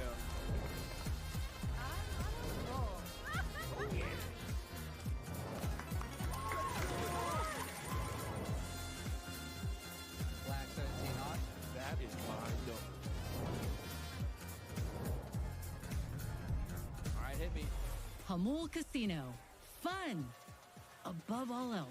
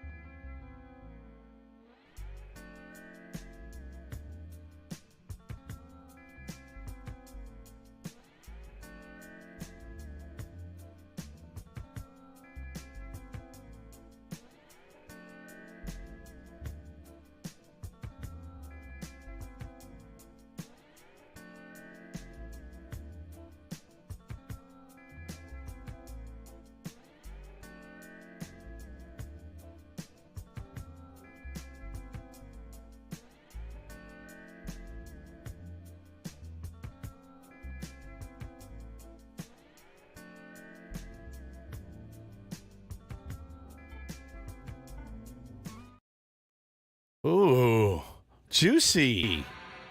We dealing with a witch in here, Ben? Yeah, so Woods, we're down to our last couple of segments of the week. We're and tired, all of us man. We're are. gassed. It's the holiday season. We're worried about the Christmas and holiday extravaganza next week. Well, mostly you guys are. I'm worried about what presents to get you for that next week. What sort of meat we're going to throw at you. Honestly, I think we've had a really good week of shows. Me too. Even though all the content has really been imaginary when it comes to the Padres. Yep. Sammy killed it at the winter meetings, but somebody earlier was like, "Why are you guys talking about Soto? Like, we got our own players discussing." I'm like, well, Padres haven't done anything. We haven't done a thing. So, in case you missed it, Soto was probably the biggest news of in sports this week. Yeah. We've kind of been smoke and mirroring it, for a week, but we're kind of out. We go. Last two segments. All right, where are we going from here? And Woods in the break goes, we need like a passing bomb of some sort. Ask and ye shall receive. 30, less than a minute later. 37 seconds ago, Jeff Passan. Breaking news. The New York Yankees are finalizing a trade to acquire closer Devin Williams from the Milwaukee Brewers, sources tell ESPN. Wow. So the Airbender going to New York. Going to New York and joining the bullpen. Now, they lost Clay Holmes. Yeah, out of their bullpen. He's going to be a starter. They added for the Mets. Jordan Romano. No, that's the Phillies. That was the Phillies added Romano. Yep. So they needed some replacements in their bullpen, and they get one of the better guys. And Milwaukee loses another big name. Now, he was hurt for a lot of the year last year, right? Yeah, and then he wasn't very good in the playoffs at all. And yet Milwaukee made the playoffs without Corbin Burns, without nearly as an effective of a Devin Williams. Now they lose Willie Adames and Williams. How do the Brewers now get better is going to be the question next year, is going to be the surprise of baseball. But, the Yankees are continuing to be aggressive after finishing second in the Juan Soto sweepstakes. They get Devin Williams. That's going to obviously have an impact on the relief pitcher market, which has been one of the more quieter ones. There's been a couple of signings, but the biggest name, obviously, is Tanner Scott, the Padres free agent who remains out there. Now, that doesn't mean the Yankees aren't going to be in there with Tanner Scott. But yeah, I mean, look, this is prospects that will go back to the Milwaukee Brewers. And then Tanner Scott will cost you money. And there was one team that's been really in on Tanner Scott too, actually. The Texas Rangers and the Los Angeles Dodgers. Now, if you're Andrew Friedman, you stroke a check for God knows what to Tanner Scott. And, that it was Williams. They were looking to acquiring Williams and Scott. Williams off the board. Expect them to have Tanner Scott in Dodger blue by the end of the day, I would imagine. But I do know his former manager is now an advisor for the Texas Rangers, and that is Skip Schumacher. And I would imagine Skip's probably lobbying the Rangers pretty hard to go get a guy like Tanner Scott, because when Tanner came here, it was the first text I got was like, bro, strap in. You are going to love this guy. And I did. We've brought it up a couple of times. If the Padres are indeed in search of some payroll flexibility, which seems apparent as they are discussing Dylan Cease and Luis Arraez trades, mention the name Robert Torres, who, is someone, obviously, teams in need of bullpen help. He's not overly expensive, but he's also making, what, like $10 million a year? That's somewhere where you could acquire some flexibility. Now, does that create a new hole in your bullpen to fill? It does. But you feel like you might have some internal options there as well. So Nestor Cortez is part of the deal. Oh my God, what are the Brewers doing? Well, need some starting pitching. Apparently. I mean, it's a good. Look, the Yankees have Luke Weaver as their closer, but imagine Devin Williams in the 8th and Luke Weaver in the 9th, or vice versa. Pretty good. Nestor and Durbin to the Brewers. Who is Durbin? Don't know Durbin. So there you go. About pass and bomb has nothing to do with us, of course, but maybe expect one in about 30 minutes, potentially. But the Padres ones, they come at 10:01. 10:01. But this is the Yankees. Yep. Brewers pass and bomb. Think the Dodgers will go out and get Scott now? I don't think it. They don't. I don't think it impacts them one way or the other. If they were going to get him, they were going to get him. If they weren't, they weren't. I think they probably are. They don't overpay very much for relievers, but he's one I think that if you look at, you go, that's he'll go multiple innings. They did re-sign Blake Trinan already. Yeah, for nothing. $11 million. He's a little older, but still, I mean, they don't for as much money as they spend, they're pretty judicious about overpaying for relievers and things like that. We'll see if this kind of push. Yeah, and I don't necessarily. That's not a cheapness. That's a strategy. It's not, which is not a bad strategy. Yeah, it's actually fairly easy to find relief pitchers at the trade deadline. The ones that are actually having good seasons. With relief pitchers, it's hard to predict who's going to have a good season, and sometimes it's just better to wait and see. All right, these guys are having good seasons on this non-contender and this non-contender and this non-contender. Yeah, we send them a mediocre prospect to rent him for 2 months. Yep. We don't need a great closer for the start of the year. We're making the playoffs anyway. Let's wait until we know who's actually good before throwing truckloads of money. So I wouldn't be surprised if maybe the Dodgers aren't interested in Tanner Scott and that price tag at all. Yeah, at this point, it does. Yeah, like you just mentioned with Bobby Fastballs. Teams looking for a closer, and there are a few out there. He's relatively proven, and the price tag isn't through the roof for Robert Torres, so that could maybe net you something. Had some, generally some consistency. Obviously, he had that bad stretch. He had and a then little bad stretch, playoffs, but he's been pretty consistent since the Padres, picked him up. So, there's some value there. Now, again, what will they be offered for a relief pitcher? Got no idea whether that's even appealing to A.J. Preller. All right, final timeout. Before we get there, let's give away this last pair of James Taylor tickets. James Taylor and his all-star band coming to the Rady Shell at Jacobs Park on May 10th. Tickets go on sale today at theshell.org, or you can win them right now. Last chance from Ben & Woods, 833-288-0973. Be the fourth caller, 833-288-0973. Win your tickets to see James Taylor at the Rady Shell at Jacobs Park on May the 10th. We'll come back, wrap things up. Things Ben likes for the week, and then we will be down to one last week of Ben and Woods in 2024. Coming up next on San Diego's #1 sports station, 97.3 The Fan.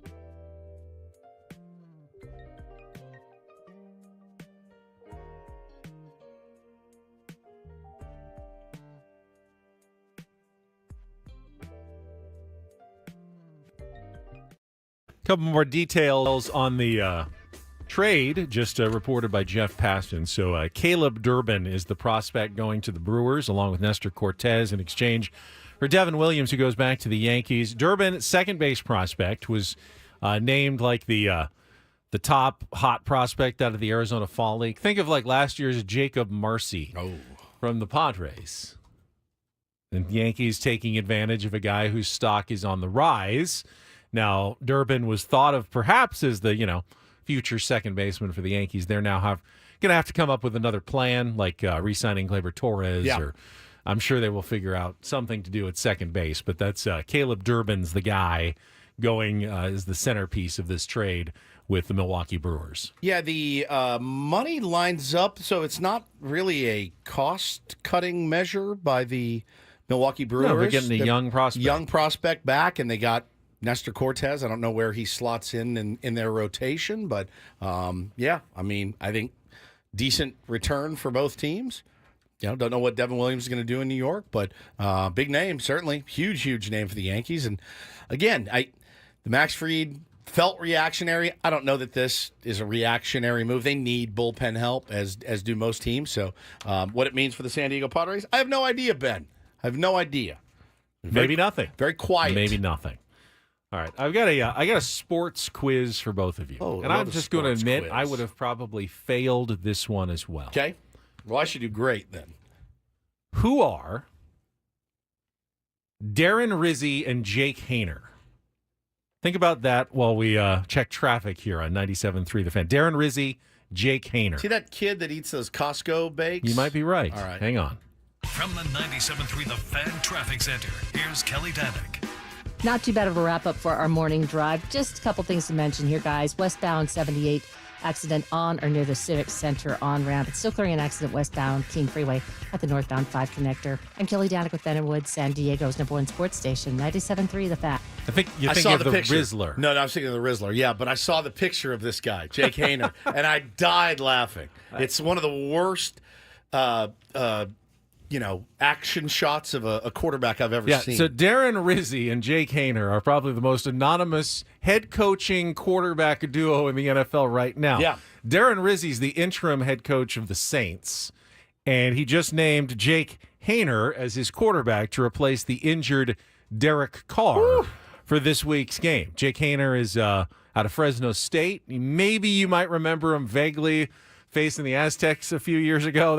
I do not. That's about it. It's probably one of the more anonymous coaching quarterback duos you could come up with in recent memory right now, because if you had asked me an hour ago, I wouldn't have had any idea who Darren Rizzi and Jake Haener were either. But, now they're a head coaching quarterback duo in the NFL.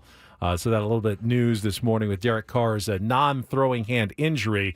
They're going to throw Jake Haener out there against the Washington Commanders this weekend. Brandon says Darren Rizzi's the guy who's screaming at his punter. I saw that, dude. I saw that over I wondered about that. So he was the special teams coach before he became the head coach. That's his guy. So he's got a relationship with him. I just wondered, was that a bit of a setup? Like, hey, dude, I'm going to yell. I'm going to light you up I'm going to light you up because I can't line up the high-paid players, and I know you really well. You're my punter, so you're going to do something dumb, and I'm going to absolutely light you up. Just rip into you at the sidelines. So Paulie's found the picture of Jake Haener. Those are his media photos. Yeah, it is something else, man. That is so good. Kind of. He looks like an actor that's playing a quarterback in a movie. It's just there's so much filtering that seems to be going on in these pictures as well. He's yassified, as they say. It is truly, truly incredible.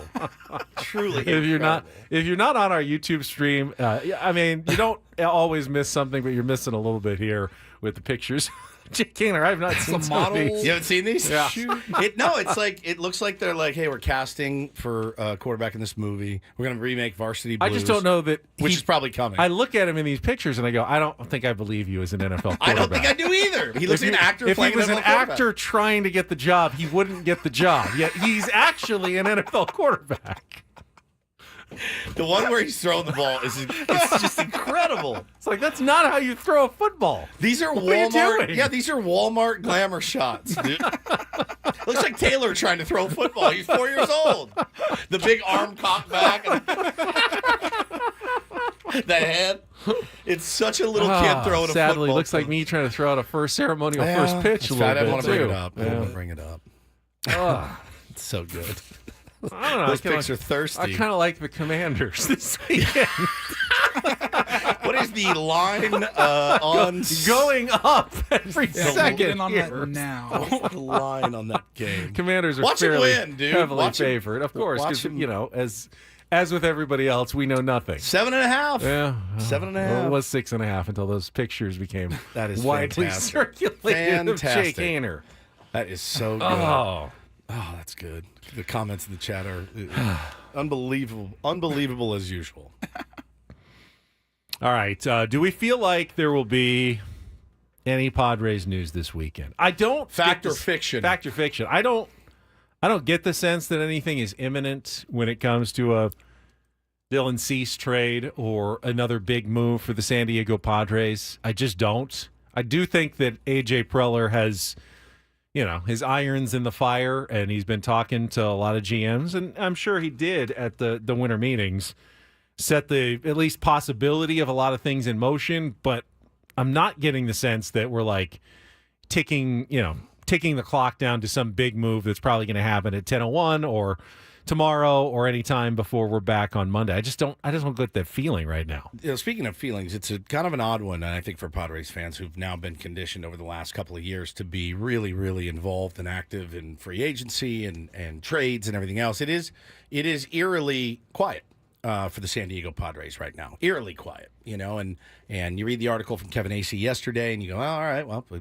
clearly don't have a lot of money to go out and spend in free agency, but being creative. I do think there's something to be said for letting some things play out before you get on the phone and start, pulling triggers there with trades, because teams' needs change with every free agent that's signed, with every move that's made. It could potentially open up more partners, more leverage. So I'm coping, I think, a little bit by saying maybe let it play out for the next week or so and then strike. The honest truth is that as Padres fans, we've won a lot of off seasons recently. No doubt. And it's fun. It really is. It's so fun. It's especially fun for us because it gives us all kinds of material to talk about in the months between November and March, when spring training is underway.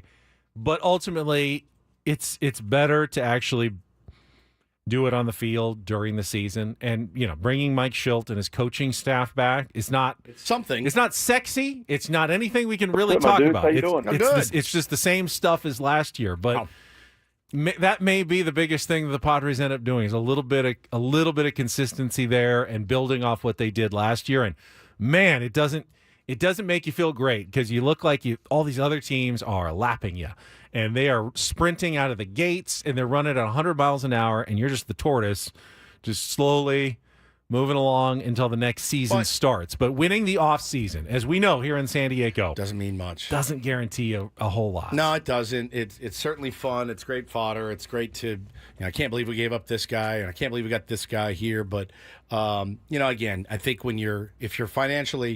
if you're as financially hamstrung as it's been reported, and you do need to make trades, I do think that waiting till teams are desperate is the better way. I think you can get more from them, especially with trades. I understand, the Dodgers looked brilliant for signing Blake Snell when they did, and got, compared to Max Fried, a better pitcher at a bargain in comparison. Yeah, free agency's a little bit different. If you like your guy, and that's the guy you want to get, you go out and get him.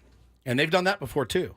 In a trade, though, you don't want to be the team forcing the trade. The team that's trying to make the trade happen is the one that is continuing to sweeten the offer. All right, how about this? All right, well, what if we take away this? What if we do this?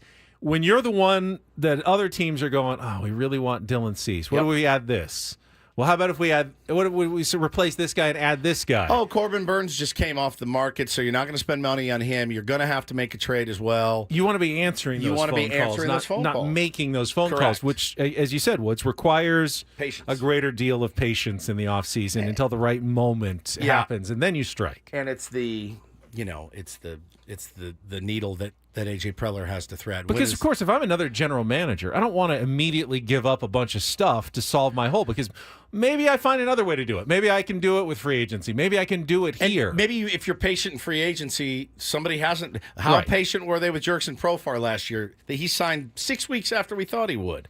And, Steve says restocking glue guys looks like the way ahead. Like the Rockies general manager. What are you here to accomplish?